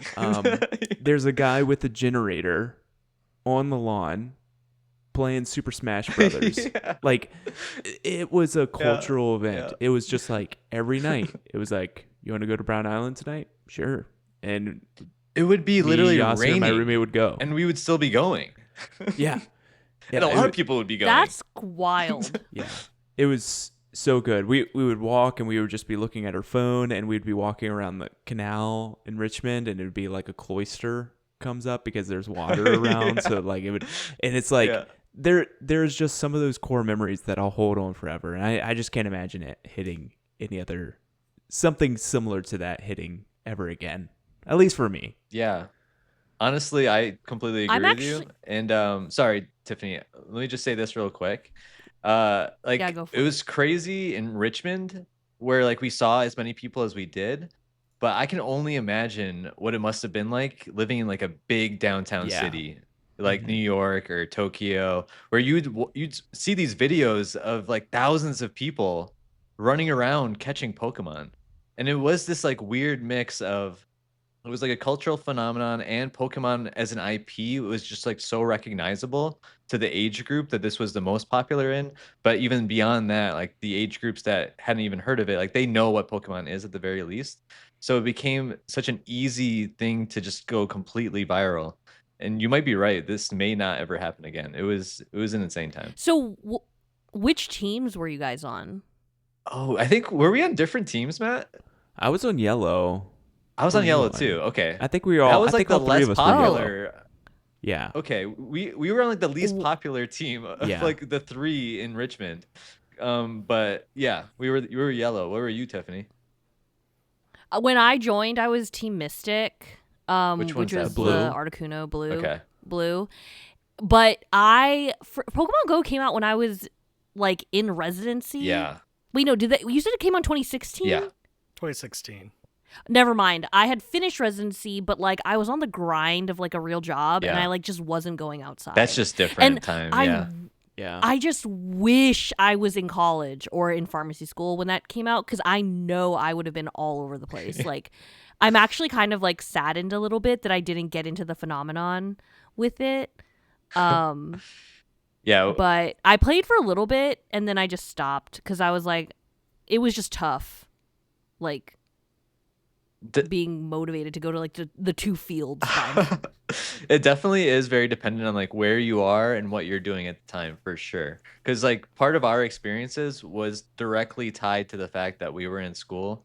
Matt has, I'm sure he's brought this up, but we had like a professor that was a gym leader at one point. Yeah. We had times where we would like Yeah. leave class in the middle of it to go catch, like I would grab like 4 or 5 people's Yep. phones to go catch a Dragonite while everyone else stayed back. Oh, my It was God. great. There was some Yeah. crazy stuff that happened. It was a great time. Mhm. So Alex, what like didn't really like grasp you at the time? What do you think it was that like you just were not interested, or just you were past Pokemon at that point and you were taking a break? What was it? I think if I were to really distill it down into kind of 3 simple reasons. One, I thought it looked ugly. I just thought it did not Dang. look great. Like I was like, there's actually no box actively for appalled this. by the art. And so for me, visually, it just wasn't a good looking game. 2, I didn't have a great phone at the time. So I wasn't like really on my phone to play games. Like that wasn't a space where I was like, I want to play games on my phone. Sure. And then 3, I guess it was like really it did come down to, it's probably the most pivotal reason, I was on the decline. And I think, you know, and we'll follow it up with this, and I Pokemon think wise, this is a right? great Like you were transition doing okay in your because- life, right? Yeah. I was Yeah, on the decline. Pokemon-wise. I was in depression. Because in the same year, we got Gen 7, and that was Pokemon Sun and Moon, Uh-huh. which I do have my copy here. And this was really the first generation that I begrudgingly got. like I was actively not going to get this a copy of Pokemon this gen, but it came down to Tiffany basically forcing this game upon me, where she essentially bought it as a gift for me because she wanted to play Moon.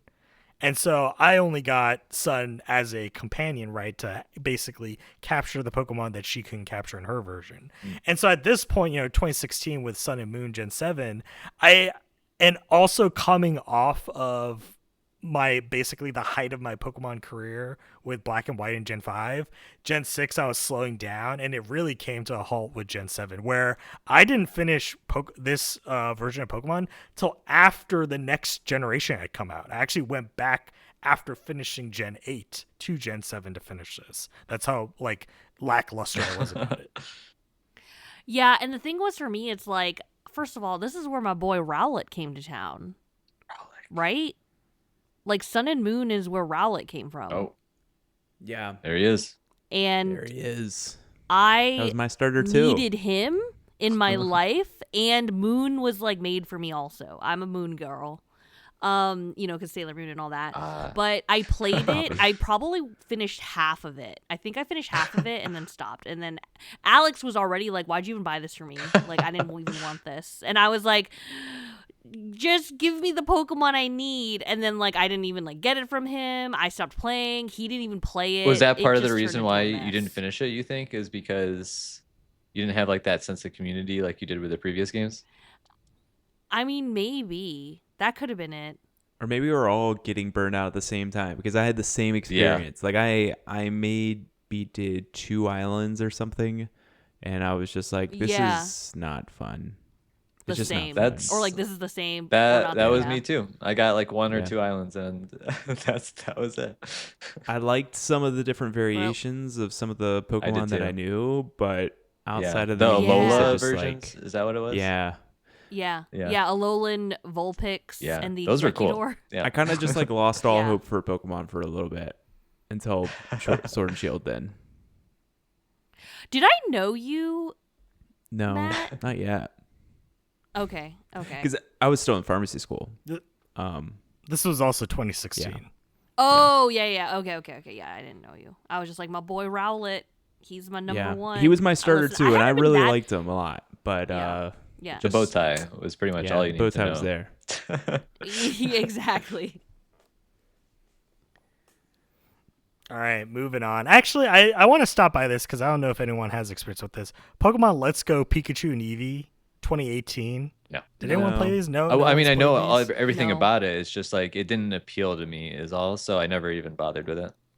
Right. I think I like the idea of a Gen 1 remake. I just didn't like the incorporation of Pokemon Go Yeah. mechanics into the mainline Pokemon. Yeah. So I really wish it was remade without that. Like if it was just like a pure remake, Right. I probably would have hopped on. I probably it. would have too. But it being this kind of like, reimagining, it was an easy skip for me. Yeah. But All right. it makes Skipping sense why along they did then. it, because Oh. like Pokemon Go is such a phenomenon, like you said. Yeah, they're trying to capture It just that in like it was a bottles. swing and a Yeah. miss, unfortunately. Yeah. Right. Or maybe it did capture those people coming from Or it. that, yeah, Maybe that's there true. was The a I've audience kid never there. played them. portion of this, where like if their first thing of Pokemon was Pokemon Go, I think my nephews Yeah. really went off for That Let's makes Go sense. Pikachu. Yeah. Totally.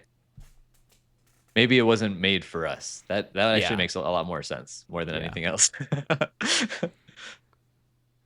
Yeah, we are slowly aging out of the original. How intended dare you, audience. Tiffany? How dare you? We're not there yet. We haven't gotten to that part of the timeline yet. Oh, okay. Gen 8, Pokemon Sword and Shield. And so, alas, maybe this will be disappointing to my co-host here. This was the first Pokemon generation I bought digitally. So this was Who the are you? first How Pokemon could that you? came out on Switch. So I don't have a physical copy of this. I have a digital version of it. And I guess it was the same thing where, since I was so, like, I had basically skipped Gen 7, I was kind of reinvigorated to at least see what they were doing with 8. It being the first one on Switch, also it having vastly improved visuals, at least compared to the 3DS ones, in terms of them trying to be more 3D, trying to attempt a more kind of not realistic per se, but closer to realistic style of Pokemon. And I would say it was very fine. I think the biggest disappointments were the legendaries, right? Obviously, they were dogs, but one held a sword and the other had a shield. Or maybe not dogs, maybe they were wolves. But I think just visually overall, it wasn't the strongest. And I think it failed to actually recapture my love of Pokemon. Like, I obviously rolled credits. I was nowhere near close to completing the decks in this one, and it was kind of like I liked the theming, right? It was set in England. I kind of liked the idea. You It was got very Yamper. sports focused. Oh yeah, too. yeah. I kind of Sports-focused. loved the like Just like in chanting, the stadiums. yeah, because Yes. when you fought gym leaders, they were in like football stadiums. Oh, like a bunch of and you people are had watching. the crowds. Yeah. Yeah, you had a Yes. crowd That's pretty cool. cheering like around cool. you, and this is where they introduced mega evolutions, and so they would get amped up when you mega evolved. I see. And honestly, making Pokemon into a spectator sport like this makes sense. Yeah, like I mean love that was the it was like that in the execution anime. of it. Yeah, Yeah. Exactly. The anime always showed it. You had an audience when you were doing battles, Yeah. especially against gym leaders. Yeah. And so I think this executed so well on that. Like I love the ambiance. I kind of love the hype, the building of the hype, like the chanting, everything. Like, it makes sense. It's just the game, right? It just fell flat because I think it was also the idea that they tried to introduce wild zones or open zones. So it was their first kind of an attempt to say, look, it's technically a non-linear Pokemon because you're not just going on routes. Like they have these open areas that connect these routes, but then you were still going through the routes in a linear order. So it's kind of like they tried the open world design, didn't really get there, but it kind of worked, but not really. And so I think this was like very clearly a stepping stone for what would be Gen 9, but at the time, Gen 8 just kind of fell by the wayside for me, Sword and Shield. I have to say that I did finish this one. Like I don't like I got back into the Sword and Shield gen. I think the novelty of the open areas was fun. And so I did complete and like roll credits and everything on that one. Oh, really? And I think I definitely completed the like local Pokédex. Wow. But I don't think I did I didn't do anything beyond that. But like the local like 210 or whatever. That's still the very hell it is. impressive. Yeah, very impressive. Yeah. I did not finish this game. I got 7/8 of the way through, I guess. I like waited until the very last one. I got so burnt out by just like, for me, I was disappointed in the quality of the game. It just felt like super half-baked. Like there was something I could still remember it. I think the 7th gym leader, it is like supposed to be like a concert, and Oh yeah, there's and no one was music. singing. It's just like Wait, no music? Like no battle music? like just no music at all. Like I think they were supposed to be like playing in a band, and there was just no music, and I was like, this is bad. This is a bad game. I'm no longer having fun. And I was like, I'll finish it, of course. And then I still haven't. And I have not played another Pokemon game since. Like that is literally the last thing that I've done in a Pokemon game. Damn. Is get disappointed by a gym leader to where I've been turned off from the series until potentially Z-A. We'll see. Interesting. I never played this game ever. I didn't purchase it. Never played it. I think it's very skippable. I would be Whoa. remiss, though, that I need to go back. I think also back to Gen 5 with Black and White. I think part of the reason it's also my favorite is that I would argue it has the best story of any generation. Like, bar none. Like, the actual story, like, when you're playing through, like, not just beating the Elite Four and becoming Pokemon champion, but kind of, right, the Team Plasma that was the main team antagonist of that game. In that the whole premise of, their goal or their ideology was, why are we basically enslaving Pokemon and why aren't they free creatures? I think it's been the only Pokemon to actually ask that hard-hitting question, to go beyond saying, right, mechanically, okay, it's a fun thing, you're capturing these Pokemon, they fight for you, fun, yada yada. But if you think about the actual, like, morals behind it, like capturing these wild creatures and making them do your bidding, there is a question there from that side if you want to look at the story. And Black and White was the only generation to actually question that. And I think to me that is like their most serious take, as saying, hey, we at least will acknowledge like there is people out there like in this world that would say, should we be doing this really or not? And I don't think any other Pokemon story has ever come close to something like it. So I think that's part of the reason it also really hits hard for me, is that I felt compelled by the story itself.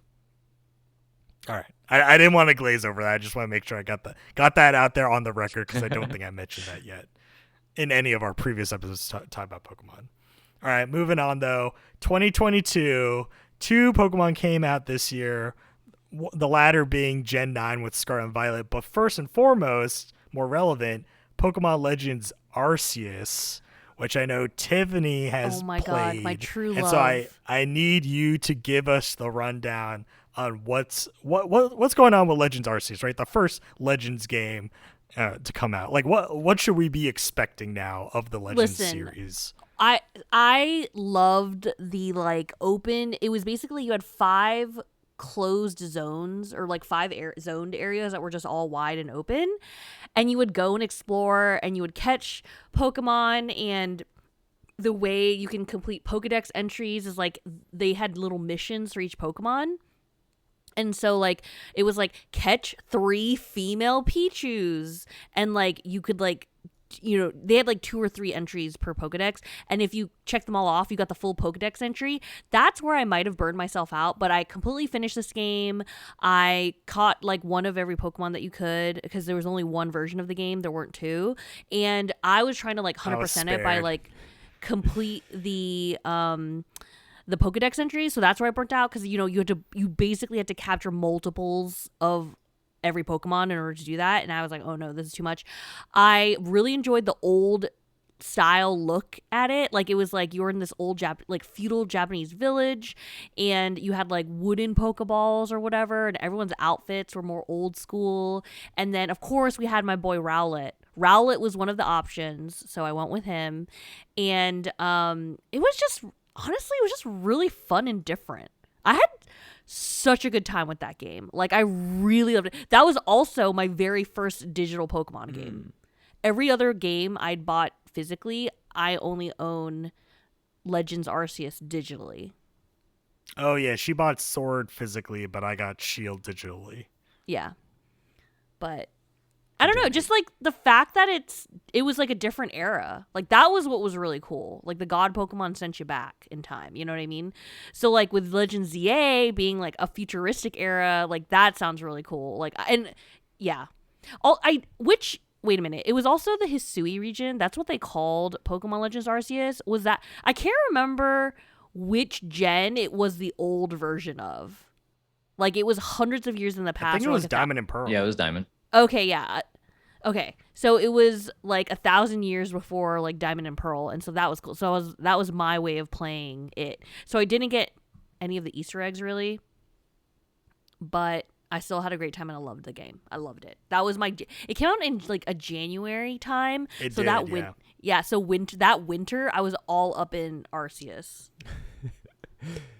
So you had the high of Legends Arceus to begin the year, and then we had the low of Pokemon Scarlet and Violet to end the year in November. Whoa, why would you say low? I would say the low because it's hard to imagine that they would go like lower than Sword and Shield, but they did. Oh, win in. Wait, you know what's actually really interesting? I didn't finish this one. I watched Alex do the end game, and I didn't. Gen 9, they finally went fully open world, so you could go to any of the gyms, any of the towns in any order you wanted. And I think they executed on that, right? Like this was truly, you know, they tried it in 8 with open zones, but now it's truly you can do all the gyms in any order you wanted, which I thought was a great, you know, way. It's like, this is how it should have been, right? Like it makes sense to kind of have a world, have a region where this is possible. But in order to fill that world, they basically filled it with nothing, right? Like it was, and maybe this was the problem of a product of the hardware it's running on. Like this came out in 2022. It came out on an original Switch. Like the original Switch just wasn't designed for this type of stuff. especially with what Game Freak was capable of doing at the time with the Switch. I think they just poorly executed. It was the idea where it's like the same Pokemon combat was there, but the actual experience, like, it was ugly to look at. The open world was very bland. Like, people made the jokes there were basically no trees. Like, there was like nothing to like fill these open green textured areas.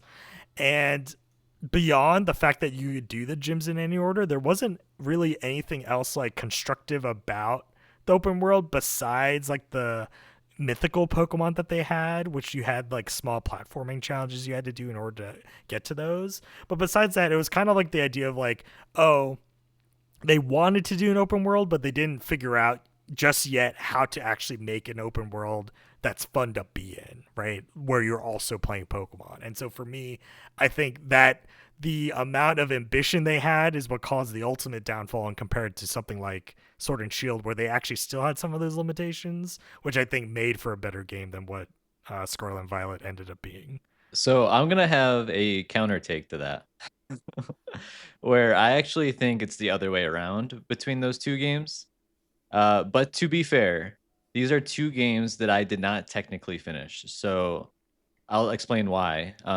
But to me, Legends Arceus was their first real foray in trying to do an open world. It was like more open zone, obviously, but like you could see where Yeah. they were going with it, right?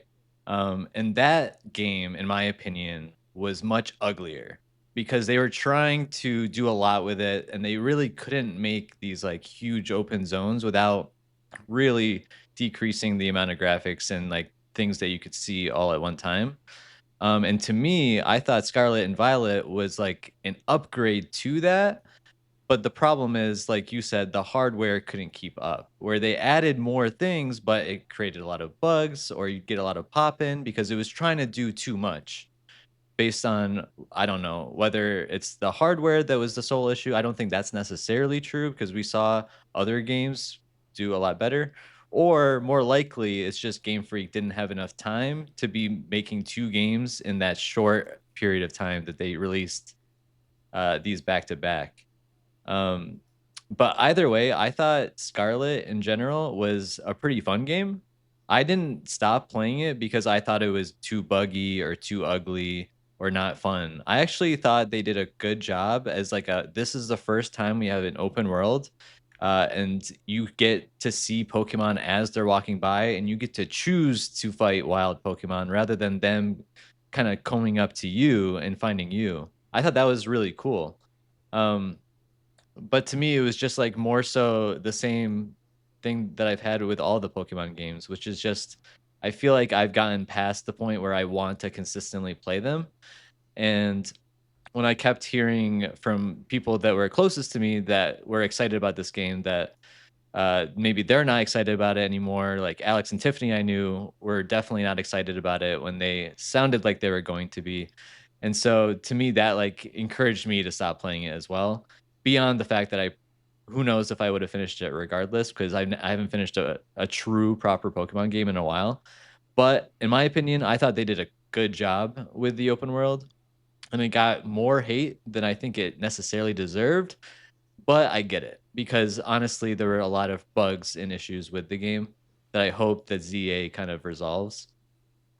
For what it's worth, I know a lot of younger Pokemon gamers in my family and through friends that absolutely love Scarlet and Violet. Like that's their favorite game. Oh wow, Their yeah. favorite Pokemon game. When you ask them like, "What's your favorite Pokemon game?" They can't get enough of those games. And so to me, it's like I think partly it is due to the fact that we have these two different age groups of Pokemon gamers at this point, where it's like we have expectations of what Pokemon is, and the expectations are starting to become more and more different as as Pokemon gamers kind of age out of Pokemon in certain ways, and we have these new generation of gamers that don't have expectations of Pokemon and what it should be and what it shouldn't be. So you get to see that like gradient of reactions to it. The funny thing is it's still selling like hotcakes. So like it's hard Yeah. to say that Game Freak's going to do anything different, but hopefully ZA learns from its lessons still. That's my soapbox. Thank you. I have to say that for your time. I didn't finish Violet. I think only because of like the time. Like I just ended up like doing something else or something. Yeah. I think also seeing the ending, like Alex ended up playing Oh, you the saw the final ending? bits. Yeah. Okay. I saw the ending because I watched him play. And I was like, oh, that's what happens? I wonder what my battle's going to be like. And then, like, I just didn't go back to it. Because it also came out usually they come out in the November time. So, like, the Christmas time, I think I just was doing something else. I played, like, more than half of it, though. And I enjoyed my time with it. But not enough to finish. But that's okay, because I'm excited for ZA. Yeah, now it brings us to 2025, Pokemon Legends Z-A. As I started this podcast, we were all building up to this moment. Like, what are the expectations with this, right? Because this will be the newest Pokemon. We haven't technically had a true Pokemon game since Scarlet and Violet. I mean, we've had some mobile stuff. We've had Scarlet and Violet has had DLC come out for it. But this will be like a true full-blooded standalone title. And Tiffany, have it come hot off of Arceus. You know, do you have the same expectations? Do you hope they do something different? Or do you think if they kind of like repeat the ideas in Arceus, will this like resonate with you on that level? Or do they need to kind of reinvent it? So I think one of the biggest things for me, because we are going to like a future state version of Kalos, I want to be taken back to child. I want to be taken back 10 years. I want to play the game and I want to I want to remember what it was like playing X and Y. So, maybe we get it, maybe we don't. True Well, to no, Lumia's I guess City like of Old. I need elements of like, oh my god, wait, I remember that. Like something like that would be really cool. I'm kind of intrigued by this like battling at night. Like during the day, you're just like a mild-mannered trainer trying to beat the Elite Four or something, and then at night you're just like trying to bust gangs and like get to the top. I have no idea. Like you're entering like fighting ring. That seems cool. I really hope we don't get the Pokedex completion stuff where like you have to catch like 18 million versions of one Pokemon. That's I'm not looking forward to like that. Arceus? But in Arceus. But I am prepared to kind of go all in. I've noticed when I reflect back on this journey, Alex, I seem to have like alternated generations. Like I play all of it, or I only play half of it, at least in the last like 10-ish years. And so because I didn't finish Scarlet, I'm imagining that this is the one where I'm gonna go like all in. This is the one. Okay, this is it. This is what I'm hoping. I'm curious, like for the group in general, what is our hype level for ZA between all four of us? Like, we'll start with you, Tiffany, since you already like talked about it a bit. What's your hype level out of 10? So I'm taking a day off. Okay, so are you saying like play this 10 game. or is it like 9, 8? I don't know. I think maybe it's an 8. But, it's a really happy coincidence. I usually like to take off around my birthday anyway, so this was like a double whammy, like check. So I'm gonna say I'm an 8.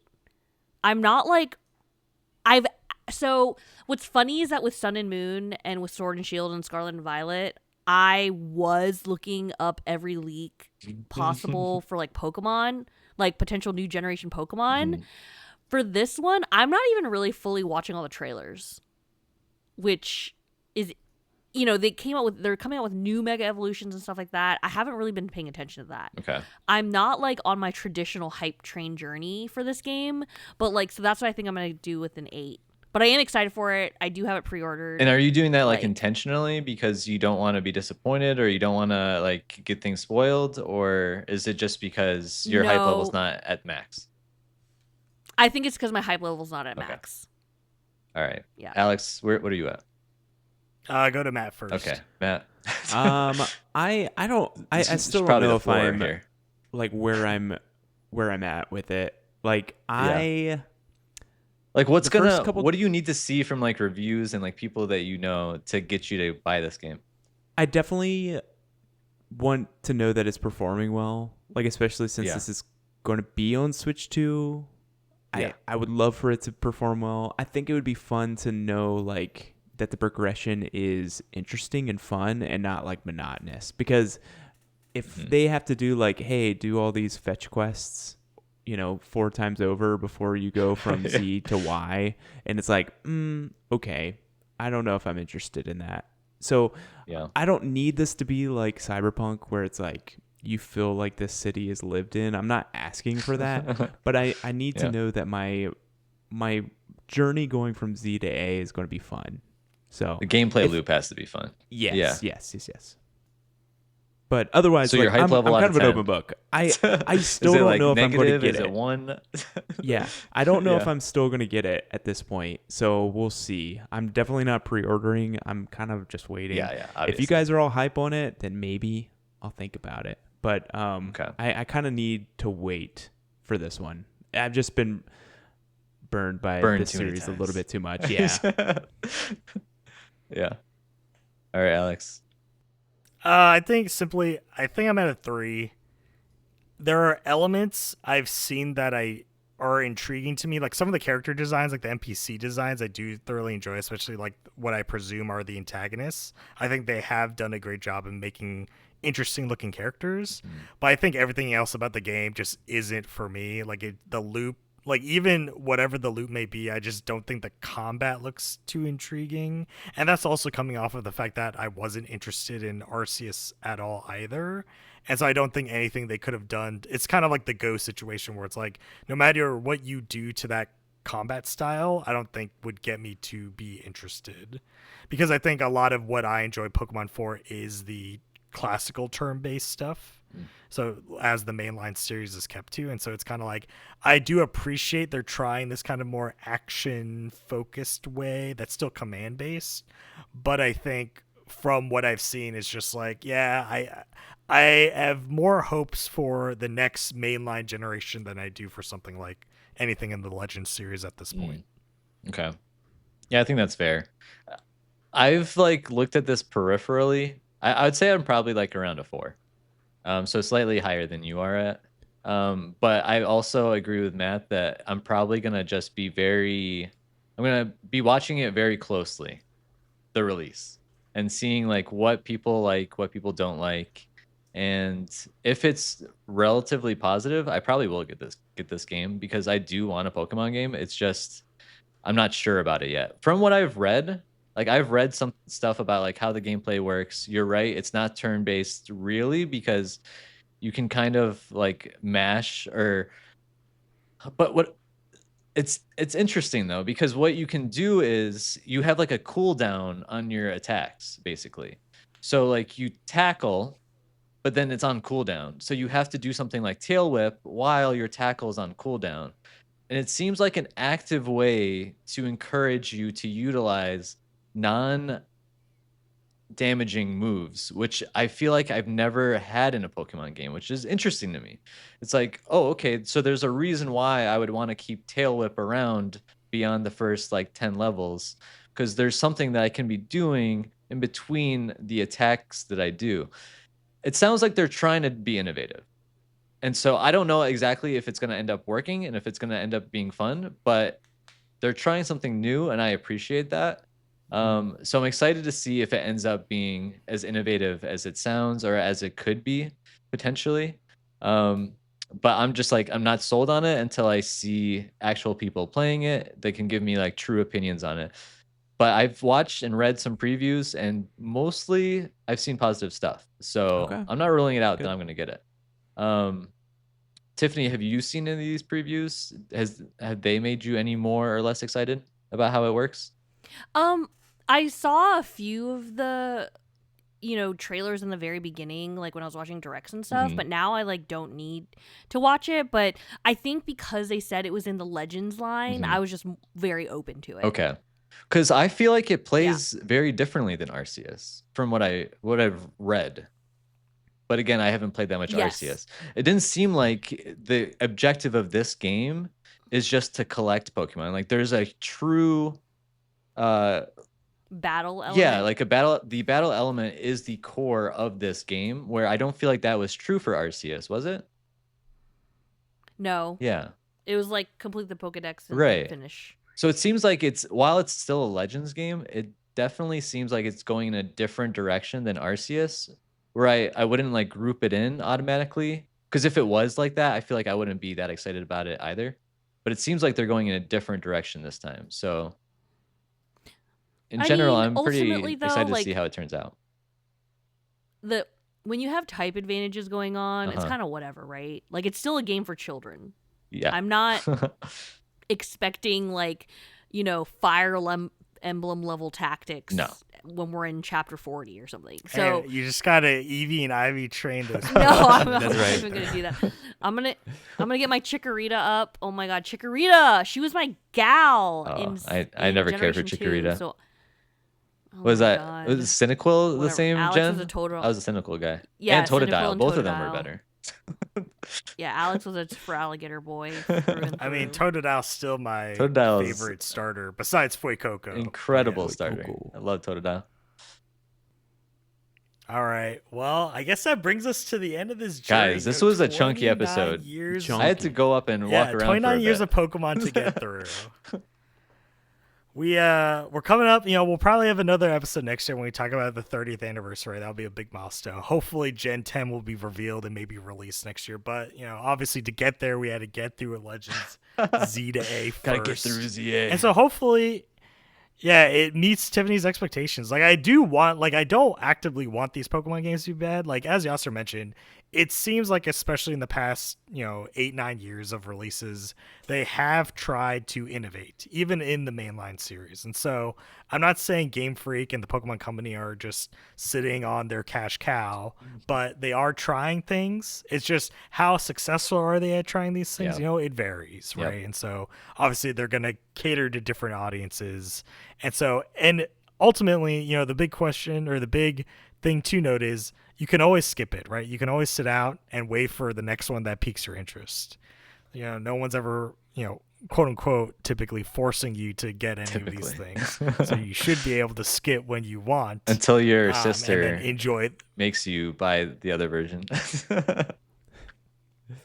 Well, luckily, Z-A, there's only one version, so I don't have to worry about that. Yeah, there is Yeah. only one version. That's right. It'd be So funny if one there was version. Z and A. In A, you start off Oh super my powerful. gosh. In Z, you start like at level 1. What would be the story for A? At least that would be very interesting. Like A is design just like a wise, to Nepo have, baby. Like, one where you're grinding. That's so funny. It starts off with you're in this model house, and this person says, "Hey, is this your Game Boy?" And you just say yes. All right. And with that brings us to the end of this lengthy episode. I want to thank my co-hosts for joining me on this trip down memory lane. Thank you for all the memories you've shared with me. And also, hopefully you've enjoyed the memories I've shared with you about these games. Shout out to Pokemon Conquest. I always want to make sure that gets some publicity. Thank you to you, the listeners. And always remember, if you've enjoyed this conversation, please subscribe for more content, RXP Podcast on YouTube and all the podcast feeds that you enjoy. Thank you to Grandmaster Doug for the tunes. And until next time, take care.